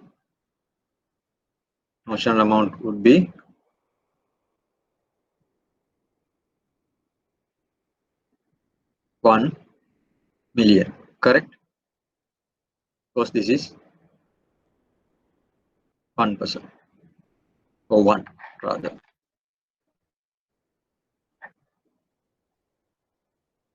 R equals 1 over 100. Then the notional amount would be 1 million. Then UK firm can assume like we borrow $1 million at 1% for 5-year period at the fixed rate. Then every year UK company has to pay a interest of $10,000, which is the amount they receive from whatever they are exposed. So this is again a notional amount. They don't borrow $1 million, but they assume it. Then if it is the dollar amount, what is the sterling amount of sterling that the other party borrows? It is the 1 million dollars divided by the current exchange rate. Is it 800,000? There should be another zero here.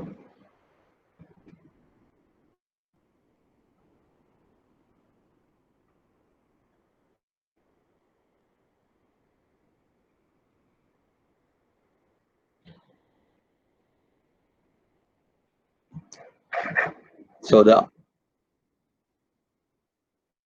other party to the currency swap, they agree to borrow like 800,000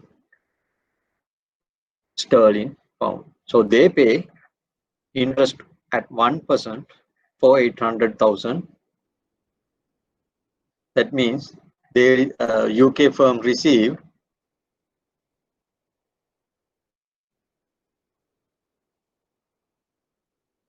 £8,000 every year. Whatever the $10,000 they pay to the other party of the swap contract and receive $8,000. So whatever the exchange rate prevails at the end of each year, irrespective of that, they receive £8,000.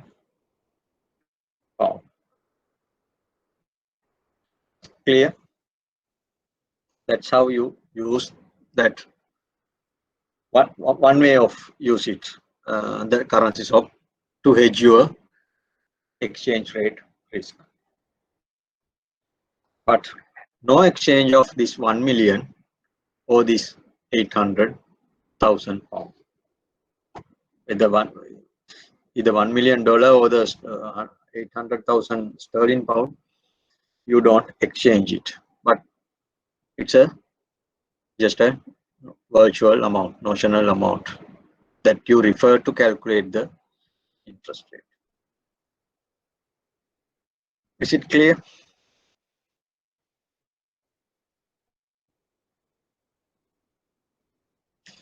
Is there any question?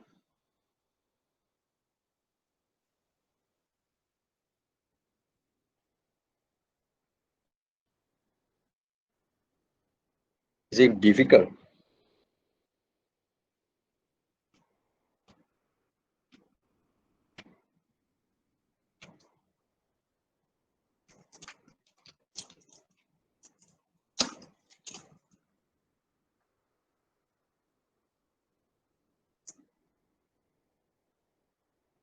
So better you tell me, because it's not like we are in the classroom.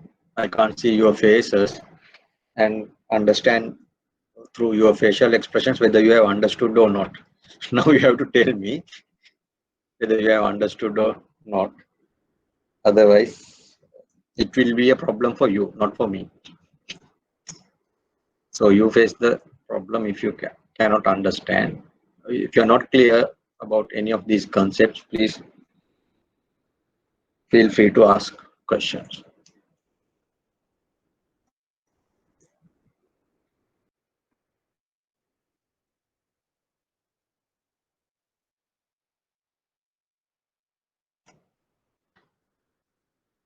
That's all about cross currency swaps. Okay, but I'll explain a little bit more when to use this sort of contracts. And generally,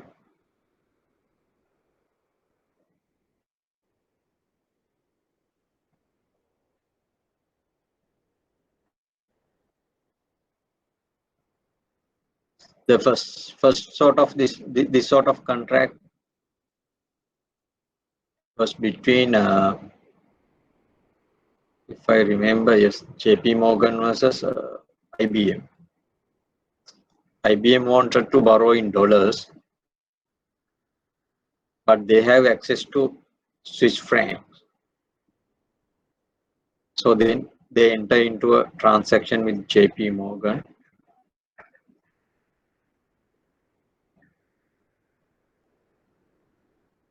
to borrow dollars against CHF. So what would happen in this instance?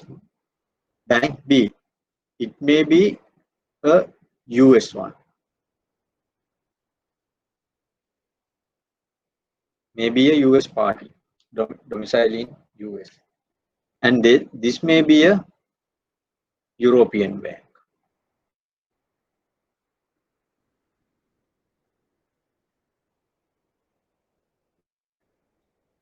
What would happen? A US bank can borrow US dollars at a cheaper rate compared to the cost of borrowing dollars for a European bank. If a European bank wants to borrow dollars, say for a 5-year period, they may charge 2%. But for a US bank, it may be only 1.5% because you have access to dollar funds. The US bank has access to dollar funds through their central bank and other banks in US. But a European bank has, compared to US bank, they don't have that much access to dollars. So therefore, cost of borrowing in dollars for a European bank may be higher than cost of funding of dollars for a US bank. On the other hand, European bank may be able to borrow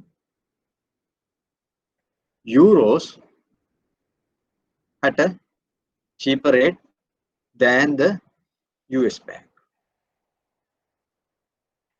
Say, European bank can borrow at 1%, whereas US bank has to pay 1.25% for euro. So this is what we call comparative advantage. Compared to the other bank, one bank has the lower funding cost.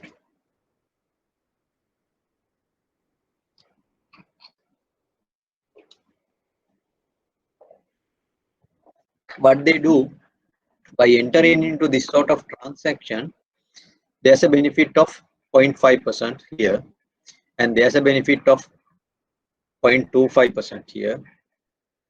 They price that into the contract. At least both parties will get a 0.25 or 0.5 gain or the lower rate on the borrowing. It's borrowing. So in this, according to this contract, European party may be able to borrow at dollars at 1.75, whereas here US bank may be able to borrow euro at 1.10, something like that.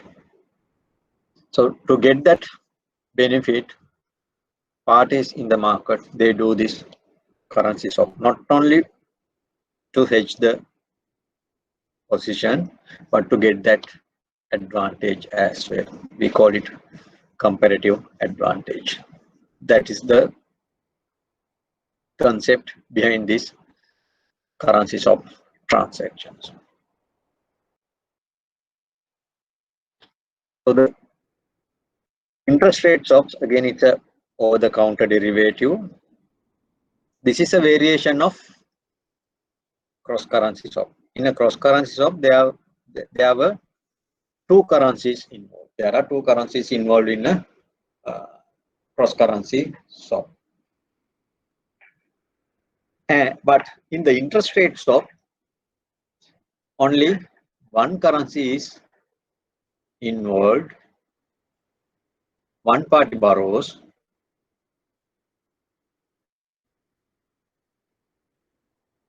other party lends, same currency. But meantime, the lender borrow and borrower lends. So we cannot consider it whether it's a borrowing or lending. But instead of what they do, again they agree on a notional amount. Notional amount. One party agrees to pay floating, while other party agrees to pay fixed rate. Same currency,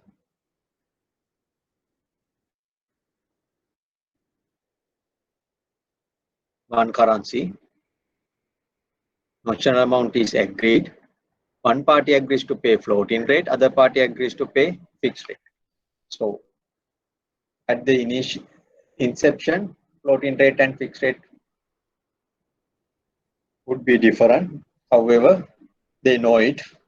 Based on these rates, interest payments will be taken place at the end of first period, whether it's quarterly or annually or monthly, semi-annually, whatever the period,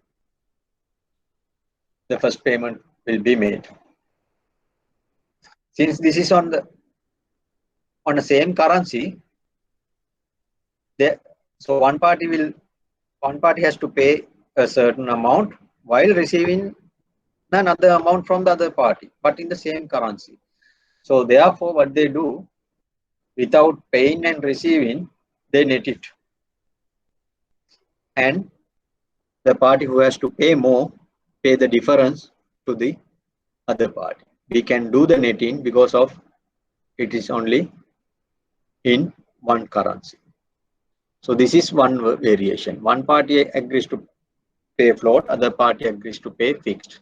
The second variation is both parties agreed to pay float.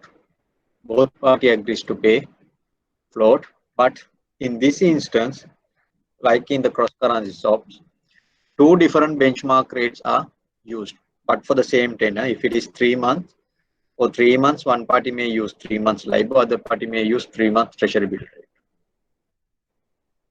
Likewise, two different benchmark rates are used. As I mentioned, cash flows are calculated over a notional principal or the asset amount, but they no need to exchange the principal amount because no point of doing it. It is in the same currency. So paying and receiving same amount, there's no point of doing that. But they agree to pay interest at two different interest rates. That is we call interest rate swap. But the problem here is, in the cross currency swap, we discuss a third variation, fixed. In this interest rate swap, This is not possible. If you try to fix the interest rate, that would be same for both parties. So there won't be any cash flows or nothing to do. So therefore, this is out. But these two variations, float in versus fixed and float is possible. So the first type, that is one party pays fixed and other party pays at a floating rate, that interest rate swap, we call it as a plain vanilla swap. If you heard this word, plain vanilla swap, what does it mean? It is an interest rate swap, and in that one party agrees to pay fixed rate and the other party agrees to pay floating rate. Then this reset date and effective date. This is important for any floating rate, any product which has floating rate. These concepts are used even in cross currency. So I'll explain it. This is like in FX spot date. LIBOR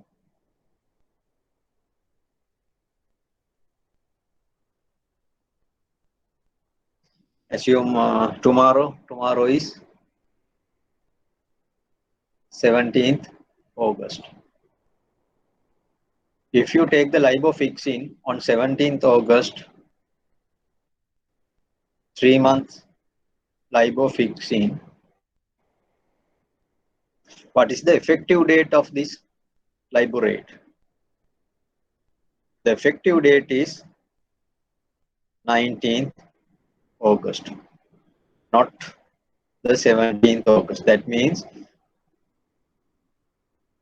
like in FX transaction, one party agrees to borrow or lend, say dollars, for a 3-month period at this LIBOR rate. But the lending or borrowing would take place on 19th, not 17th itself. The lending or borrowing take place on 19th August, and the 3-month period is counted starting from 19th August. 3 months. So from 19th August, 3 months period means the maturity date is 19th November. So the interest accruing will be started from 19th and onwards, 19th August and onwards. So this is the date we call reset date. Generally, 2 days prior to the effective date. This 19th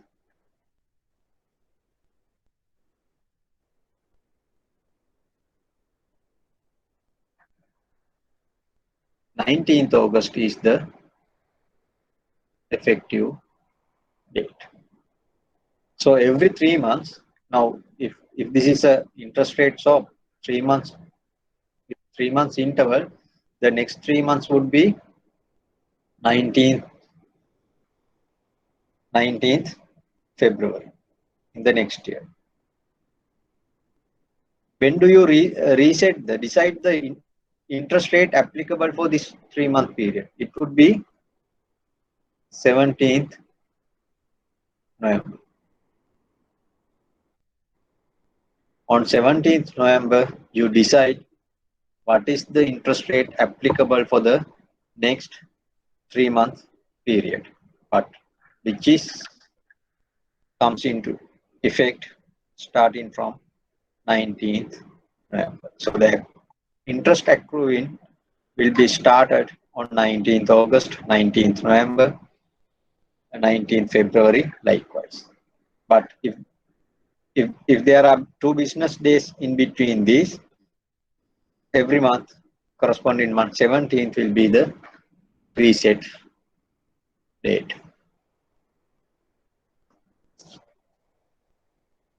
So then the other concept, as I explained earlier, to answering that question, this can be either interest rate swap or a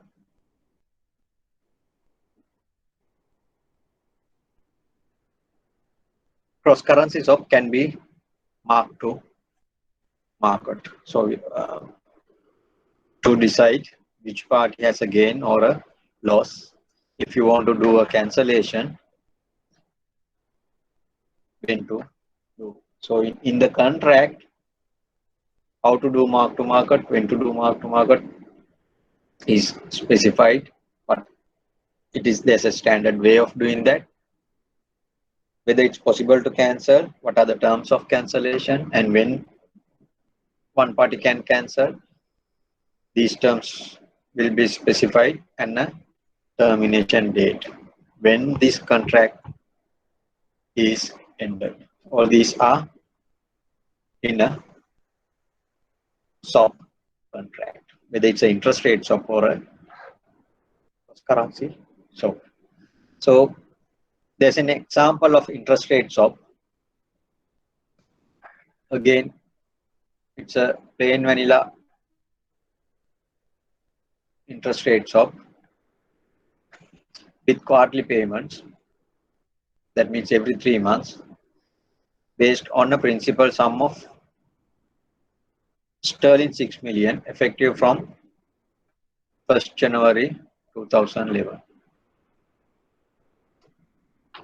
And it's a fixed float interest rate based on LIBOR. So the benchmark for the floating rate is LIBOR.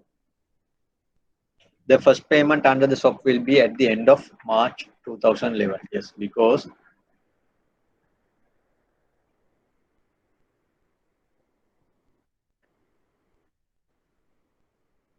effective from 1st January. So this is the effective date, not the reset date.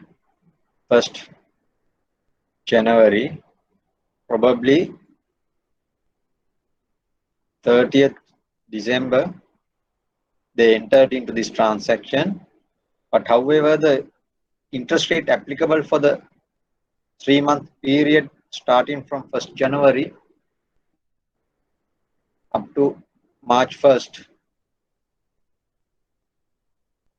is decided on the 30th December. But it will be charged starting from 1st January, and the interest will be paid on March 1st.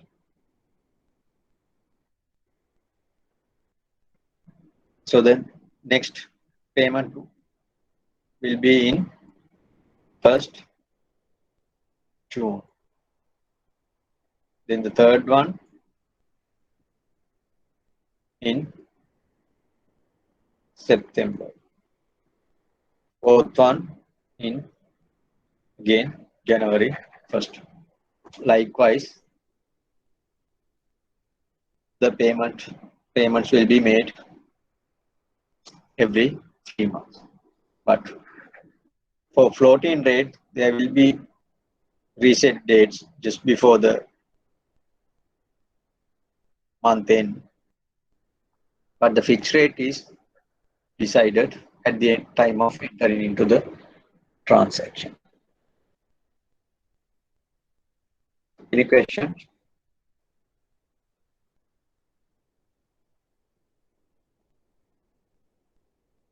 Okay, for example,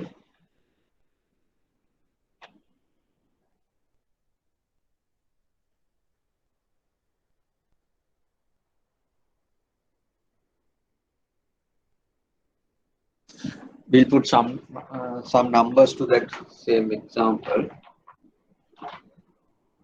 It was on sterling 6 million and 3 months.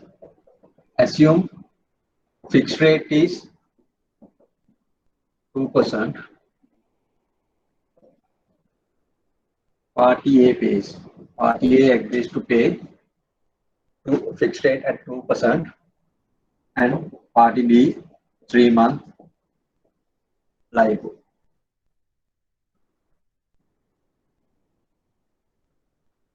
On this date, at the beginning, 3 months LIBOR is 2.1%. After 3 months, what would happen? Party A agrees to pay 2%, Party B agrees to pay based on the 3-month LIBOR. Notional amount is $6 million. So, who make a profit? Who is making the profit? Party A or Party B? Party A makes the profit because that party agrees to pay 2% and receive this LIBOR rate, that means 2.1. So therefore, Party A gains. What is the gain? It is 0.1% per annum on Euro 6 months. Therefore, what is the interest or what is the cash flow? 6 million into 0.1% for 3 months. Say we assume 90 days over 360. This is GPP better. Just say 90 over 365.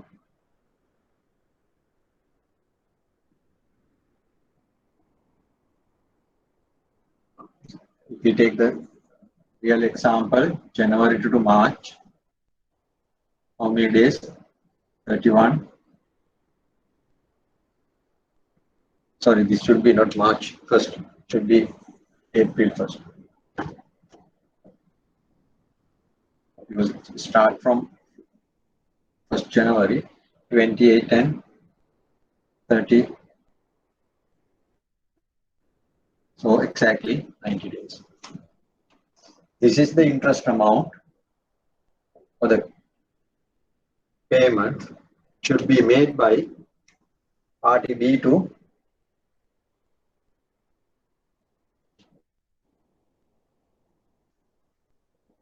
Party A.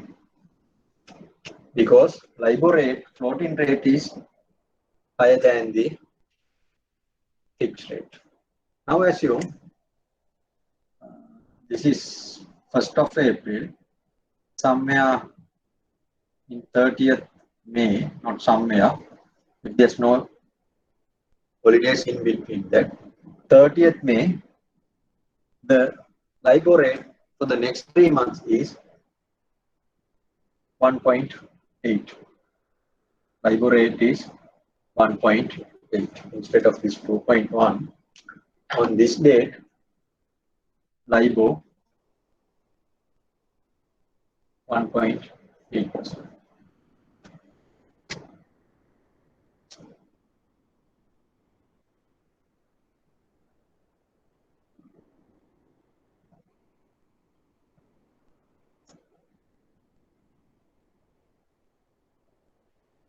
Now who has the gain?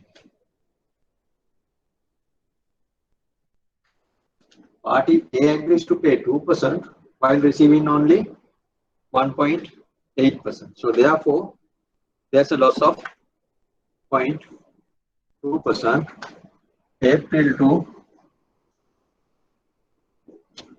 July 1st. How many days?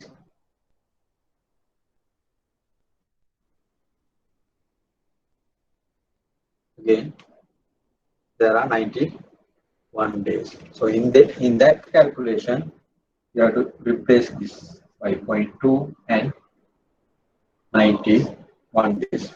Then Party A pays to Party B. So therefore, during the lifetime of the contract, the cash flows may change from one party to another party depending on the market interest rate prevail at the reset date.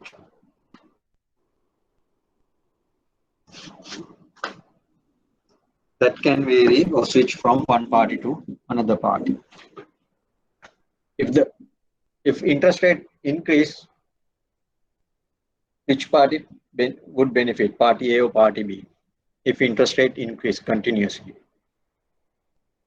party A will get the benefit because party B has to pay high interest.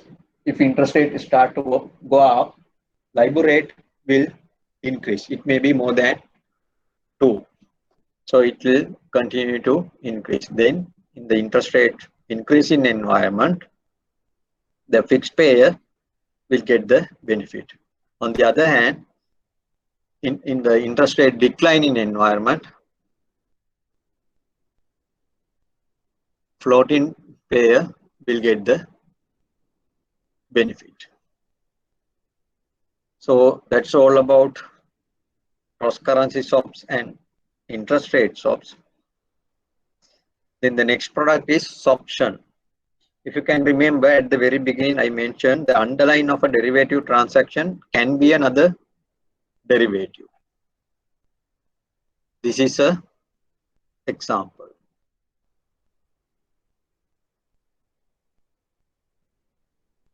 So this is option on a swap. That's why it says an arrangement where a buyer pays an upfront sum, the right to enter into a swap arrangement by a pre-agreed date in the future. So you buy an option to enter into a swap transaction on a future date. Option like you get a right to buy something or sell something. So here you have the right to get into a swap transaction. Then that swap transaction may be, you may be entered into the swap transaction as a payer or a receiver.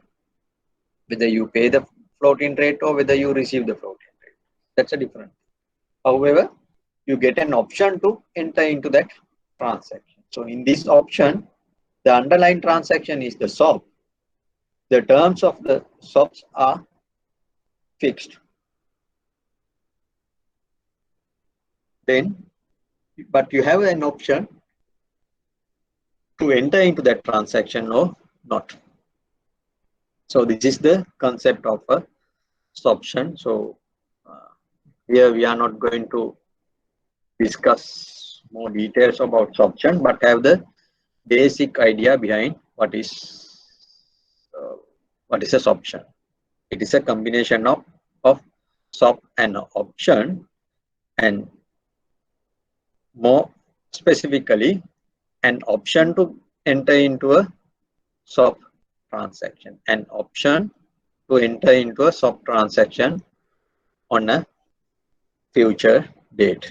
But the date and the rates, everything are pre-specified.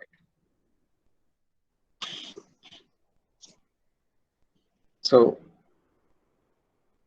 there are a few names used for different type of swaps. First one is fixed float swap. We can call it as a coupon swap as well. Why? If you take a fixed income security, whereas the coupon payment is fixed, you can swap that with a floating rate. Assume you have a bond which pays 5% semi-annually, and you think interest rate increases. What do? If you hold this bond, you get only 5%. Whether interest rate increases or not, you get only 5% per annum. So 2.5% per semi-annual period. You don't want to get that. You want to enhance your return. You want more interest rate, interest income. What you can do, you can enter into a interest rate swap as a fixed payer and a float receiver, because you expect that interest rate to go up. When the interest rate increases, this floating rate may go higher than your fixed rate, then you will get that difference. You earn more than 5%. But if interest rate decrease, still you have this fixed cash flow.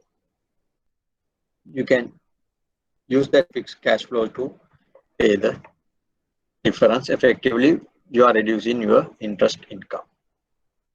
In the floating scenario, that's two different benchmarks. Say 3-month LIBOR and 3 months Treasury bill rate. What do you expect if interest rate is increasing? 3 months LIBOR rate will increase, 3 months Treasury bill will also increase. It won't move in two different directions. If interest rates started to going down, LIBOR will go down as well as Treasury bill rate will go down. Then why do you need this sort of product? Thing is, the concept called basis, we didn't discuss in futures, but this concept applicable for futures as well. If interest rate increase, LIBOR rate increase and the Treasury bill rate increase may be at two different scenarios. Now in Sri Lanka, now you experience the same. Interest rates going down. Central bank reduces its policy rate by 2%. But what is the reduction in lending rate? What is the reduction in deposit rate? What is the reduction in Treasury bill rate? It's not by 2% each. Deposit rate has gone down by more than 2%, whereas very small reduction in lending rate, and the Treasury bill rate may be more than 2%, but at different levels. The difference or the change in the different reference rate may be different. Even though LIBOR rate decreases, meantime Treasury bill rate decreases, they decrease by two different amounts. So there's a difference. That difference we call basis. Depending on that basis change, you make a loss or a profit. In the third one, equity swap, party agrees to swap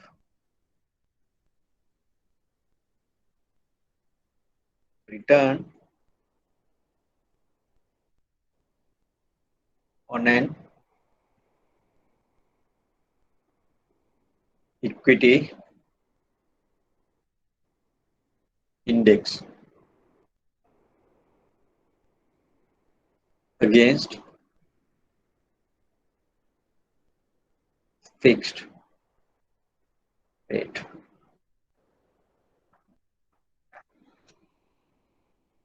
One party agrees to pay the return on an equity index, while other party agrees to pay a fixed rate.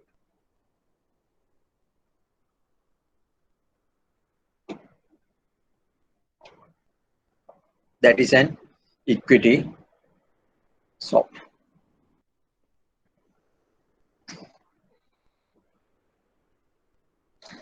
Then a cap. That can be used as given, or the name indicates, if interest rate increases like this, you can put a ceiling there. That's the intention. Your borrowing cost or interest cost may not go beyond this. This is the cap. You put a cap for your borrowing cost over a series of settlement periods, because As we saw in the previous example, there may be payments every year or every 6 months that you may have to make. To protect that, you can do a cap. The flow is the other way around. Put a flow. If interest rates are going down, you are a lender, you want to put a flow. You would receive at minimum this rate. Even the market rate is lower than this rate, you receive this flow rate. That is a flow. That is to protect the income. Cap is to protect the interest expense. Flow is to protect the interest income. And the third one is a collar. That means it's a combination of a cap and a flow. So you fixed your interest income or interest expense within a flow for the lower level and a higher level. Even if it goes down, you won't realize this, you realize here. If it goes above this, you will realize here, not this part. That is a collar. Caps, flows, and collars can be created through options, series of options. So, however, we are not going to discuss that how to create caps, flows, and collars, but have some idea what is meant by a cap, flow, and a collar. So, this is a graphical representation of a collar. So, it indicates what is a cap, what is a flow, and what is a collar as well. That depends. You buy only a flow, then your income will be protected. You won't get any interest income below this flow rate. Even the market rate is lower than this flow rate. Meantime, your interest cost may not go beyond the cap rate if you have bought a cap. But if you have bought a cap and flow, your interest income or the cost will remain within this band. It may not go beyond these two levels, either to the lower side or to the upper side.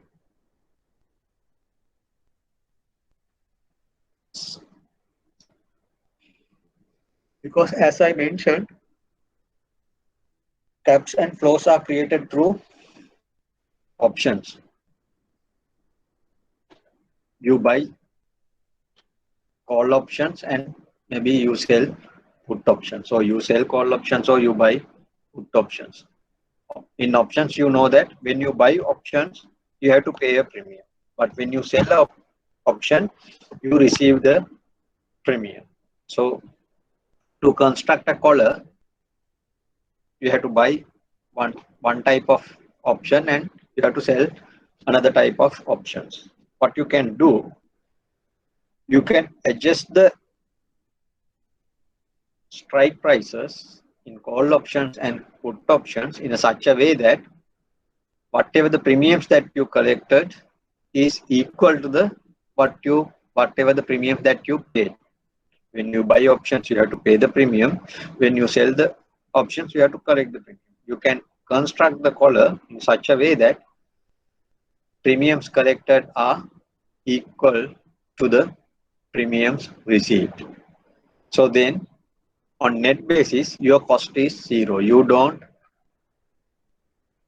incur any cost at the inception, remember.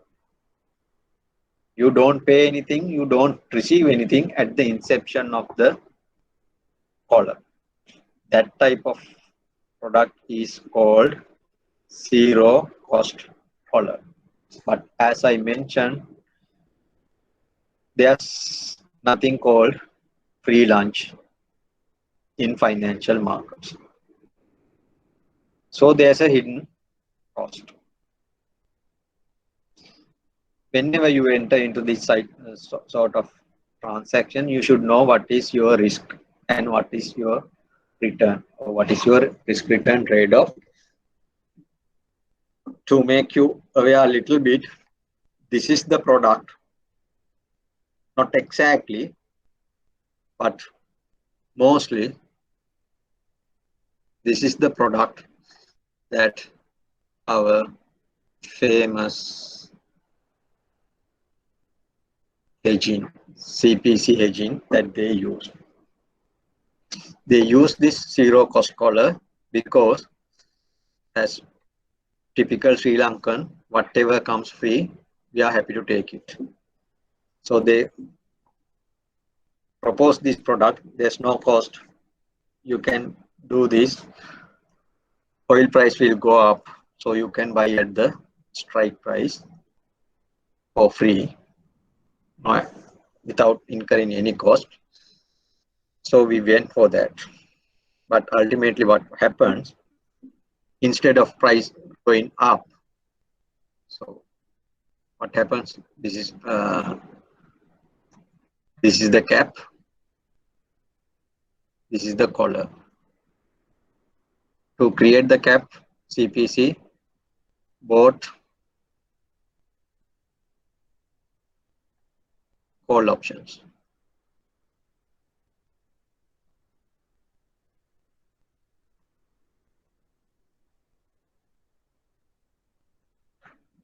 CPC bought call options. Here what they did, sold put options. Strike may be 100 here.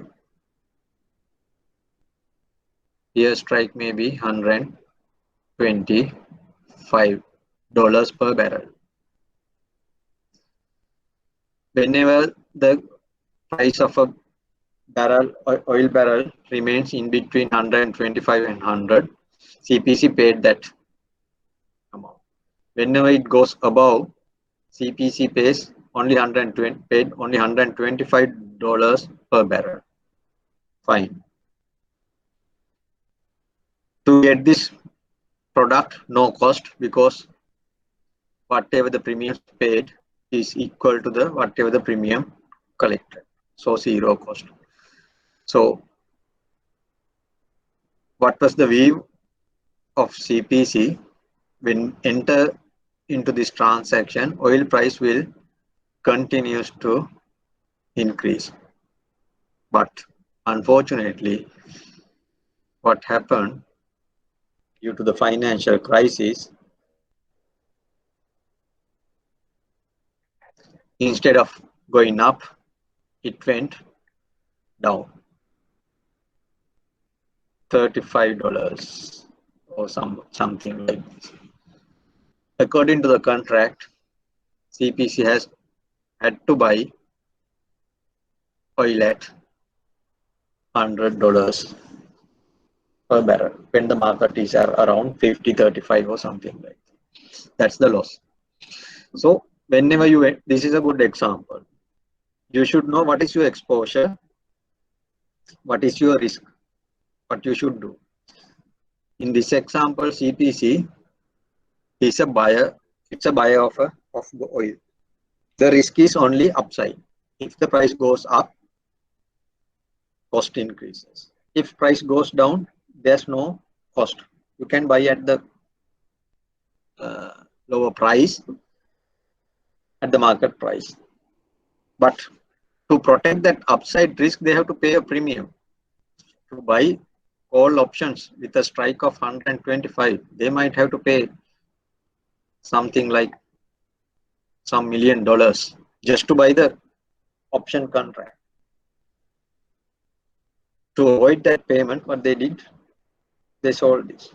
They took a unnecessary risk.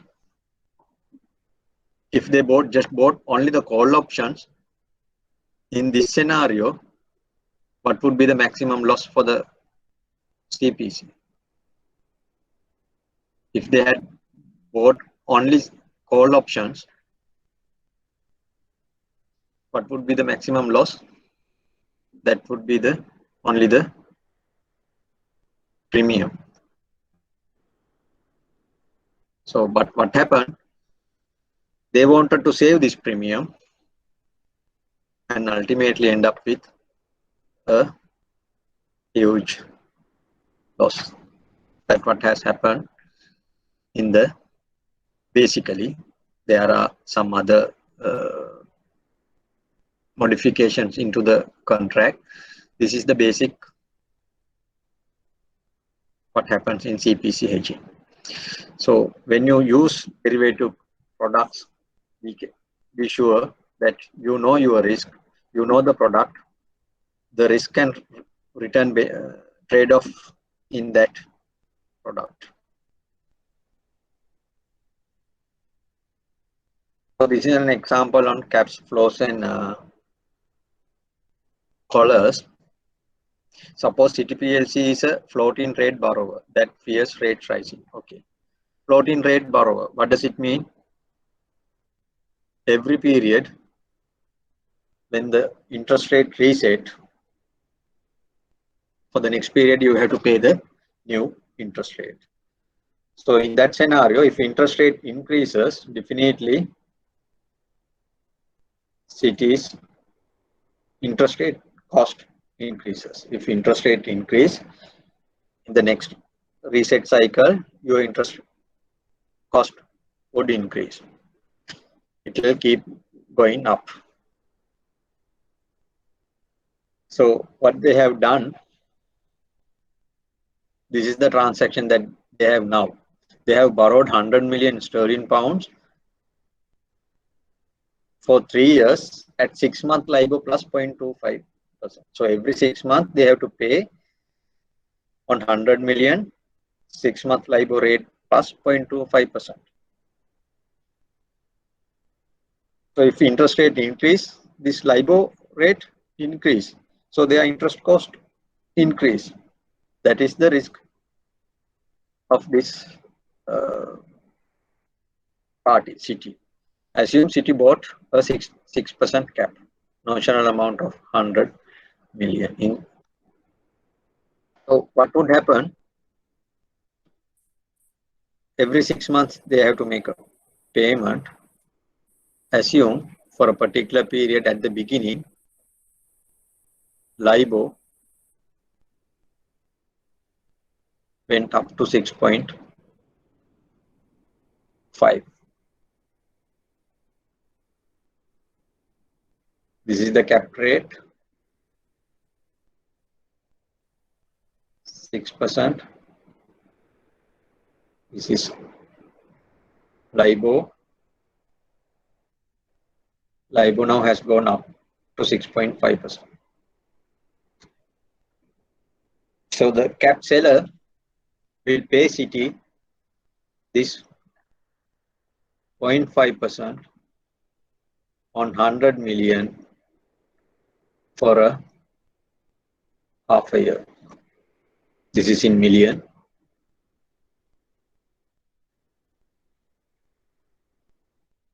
So they will get 250,000.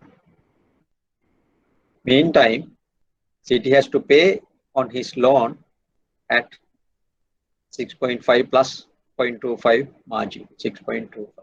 However, this 0.5 difference is compensated by the seller of the cap. Then effective rate for City is just 6% plus 0.25, 6.25. This 2.25 is the margin. This margin. This 6% is the cap rate. So effectively, they fix their effective interest rate at 6.25 if interest rate goes above 6%. But if it goes down somewhere to 4%, they can pay it at 4%. There's no obligation to pay at 6% because this is a series of options.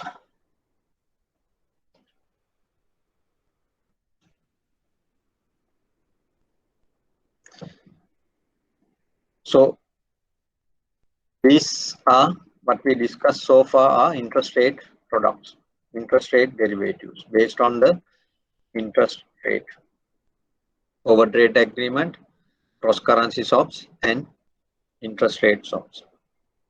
Even though cross currency swap is based on interest rate, it hedges the exchange rate as well. Remember that one as well. You may get cheap funding while hedging the exchange rate risk. Now we are to move into derivatives, derivative products which are based on the credit risk. What is the credit risk? The risk of the counterparty or the issuer is defaulting, may not pay the due amounts on due time.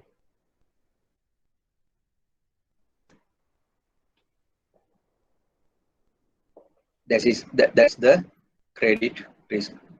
So there are derivative products that we can use to hedge the credit risk of a particular counterparty. There are 3 products mostly available products: credit default swaps, credit linked notes, and credit spread options.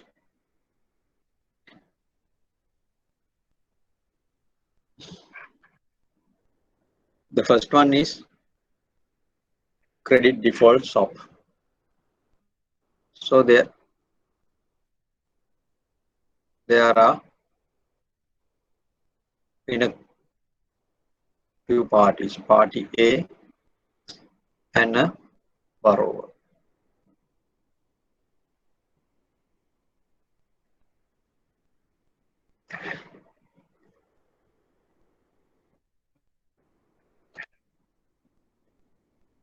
Party A lends money to borrower. Then party A takes the credit risk of borrower. Is it correct? Party once the party A make a loan to the borrower, party A takes the credit risk of this borrower. But party A does not want to take that credit risk. What he can do? There's another party, like an insurance company, who wish to guarantee the credit risk of borrower. Provide a guarantee of borrower. That means party B says party B or the borrower won't default. To get that guarantee, party A has to pay a premium. Party A pays a premium to party B and buy this guarantee. That is we call a credit default swap. Is it clear? This will, if in any case, if this borrower defaulted, party B has to pay that due amount to party A according to the agreement between party A and party B. That according to the agreement in the party B. That's the basic concept. So the third party is involved in this. However, again, for the party A to get that protection, it's not necessary to have exposure to this party. Even without any exposure to this party, party A can buy a CDS from party B. So for speculative purposes, that can happen. If you think this borrower is going to default in future, party A can just go and buy a CDS from party B. So therefore, party B takes a huge risk because the guarantees that he has sold may be more than the exposure of this borrower in the market. That can happen. That's what happened in 2008 and 2019. Lehman Brothers failed because of this. They had lot of CDS written and they couldn't make those payments and meet the requirement. That's why Lehman Brothers fails. However, this is the basic concept. One party lends money to another party but want to protect protection against the credit risk of that borrower. The lender can go to a third party and request for a protection. That is we call credit default swap. To get that, the protection buyer has to make a premium. What do you get in return? Whatever the agreed compensation if there is any credit event. What is a credit event? So in the agreement, there are specific things given in. These are considered as credit event. If the counterparty fails to pay the coupon payment or downgraded by more than 3 notches, something like that. So all these events are specified in the contract. If any of these events triggered, then party B will pay compensation for party A. What is the compensation also given in party in the contract? So these are some examples of credit events. A material default that may be fail to pay interest or interest plus principal, whatever. Or maybe a bankruptcy, or maybe a significant fall in asset value. If the company borrower's asset value decreased by say more than 30%, it can be considered as a credit event. Or the issuer is request to restructure its debt, it's a credit event default. Or maybe a merger or demerger, corporate actions. So all these may consider as credit events. However, it has to be specified in the contract. So there are 3 types of CDS: basic, index and basket. In the basic one, it's based on a specific asset as reference to the credit event.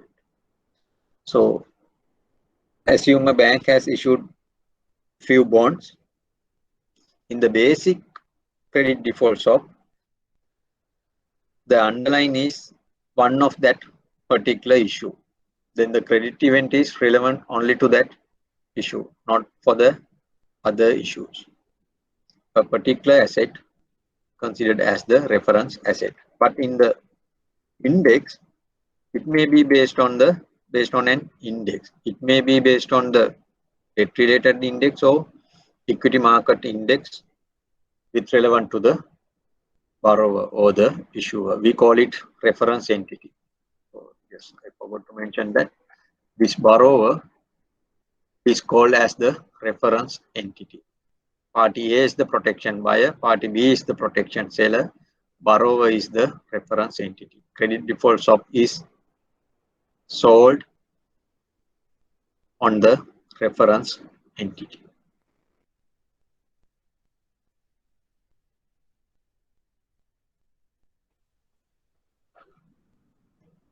Then the basket is a combination of series or the collection of different securities. As I mentioned earlier, there may be 5 or 6 securities issued by the borrower. Then all securities put together, that is considered as the basket. Then the credit events are defined in terms of the basket. It may be just one bond default. It may not be considered as a credit event. If out of 5, 3 defaulted, then it may be considered as a credit default. So however, depending on the nature or the product, whether it's an index, basic index, or a basket underlying, the credit events also changes. The most important thing that you should know, if a default occur, what to do? It can be either a cash settlement or a physical delivery. What is a cash settlement? The protection buyer has an asset. He holds an asset against the borrower. Then after the default or the credit event occur, there will be a market value for that asset. There will be a market value for that asset. The difference between that market value and the face value, most probably, the difference between the cash value and the face value will be paid by the protection seller to the protection buyer. That is called the cash settlement. The difference or the loss that incur is paid by the protection seller to the protection buyer. But in physical delivery, whatever the asset is transferred to the protection seller by the protection buyer, the asset is transferred to the protection seller, and the protection seller will pay the face value or the full amount that they agreed to pay. That is called a physical delivery. So this is an example. A bank ABC has a portfolio of airline leases and is concerned that higher fuel prices will hurt airline profits. Nowadays, whoever who has exposure to airlines are at a high risk because most of the flights are grounded, not on the flight. So there's a risk. But here, it's not only the business of the airlines, but the fuel prices. Because if the fuel price increase, airline may make a loss. So they may not be able to make the leasing payments. So bank ABC worry about this. Higher fuel prices will hurt the airline profits and airlines may not pay the leases properly. So what bank ABC did, bought a basket credit default swap that is based on a portfolio of aircraft leases for 5 airlines from a hedge fund. So the bank might have given loans to more than one airline.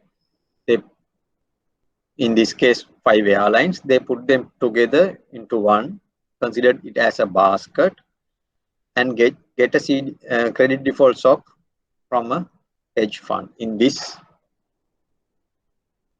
event, airlines, these are the reference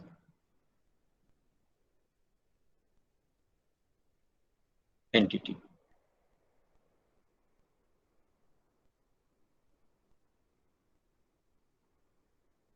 Bank ABC. Bank ABC is the protection buyer. Hedge fund, it is the protection seller. Because bank ABC has an exposure to airlines, the bank wants to mitigate that credit risk. Bank bought a protection from a hedge fund against these reference entities. So the hedge fund is the protection seller, bank ABC is the buyer, airlines are the reference entities. So the credit event is defined in that contract as the terms of the basket swap define a trigger credit event when the second of the airlines applies to restructure their leases. There are 5 airlines So the credit event is defined as when the second airline applies to restructure their leases. What would happen when the airline face difficulties of paying the leases? They will approach the bank and ask to restructure the leases, loans. So postpone the payment or change the interest rates, something like that, or extend the maturity. So if only one airline comes and asks for this restructuring, it is not considered as a credit event. So there's no obligation for the protection seller to make any compensation payment to protection buyer. But the moment the second airline also comes and applies for a restructure, then the credit event triggers. Then if it is triggered, the hedge fund has to make the compensation to the bank ABC. So whenever it triggered, bank ABC notifies the hedge fund of the trigger. It receives the remaining payments due from all of the leases, and the hedge fund now owns the leases and it's directly exposed to the 5 airlines. The credit risk exposure is transferred from bank ABC to the hedge fund. So they'll take all 5 leases, not only the two leases that requested for a restructure, but a hedge fund takes the whole basket. That's how it's work. Then there's another word called CDS spread. What is a CDS spread? That's the difference between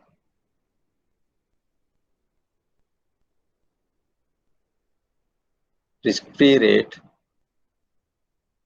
and the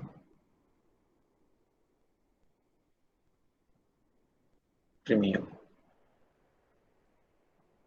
Because when the credit risk increases, the premium increases. The premium comes as a percentage. The premium comes as a percentage. You have to pay some basis points, maybe 300 basis points, 500 basis points if the risk is high. Yes, like 500 basis points. Otherwise, it may be 1%, 2%, 100 basis points or less than that. When this premium increases, that reflects high risk of the reference entity. When the risk increases, to give the protection seller asks for more premium because he has to take a high risk. So that is the difference between the CDS premium charge for a risk-free entity and for a risky entity. That difference is called the CDS spread. That spread reflects the risk of a firm. So as a credit risk monitor in the market, these CDS spreads are monitored daily. If you see CDS spread going up for a particular company, particular firm, particular bank, or maybe a particular country, that reflects a high risk of that, high risk credit risk of that country. There are more chances of defaulting of that country. There are mechanisms through this CDS spread. You can calculate the probability of default as well. So this spread, this premium or the spread is paid by the protection buyer to the protection seller. So that's all about credit default swaps. Yes, we don't have time to complete the other two today. We'll discuss credit link notes and credit risk options next week. If you have any questions, you can ask.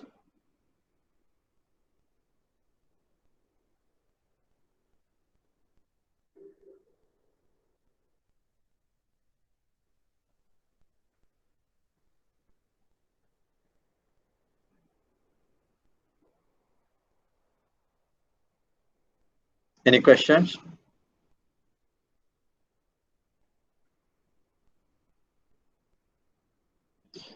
If you don't have any questions, we'll stop and we'll meet next week and continue to discuss on other credit risk derivatives, and then we'll move to the new topic. See you.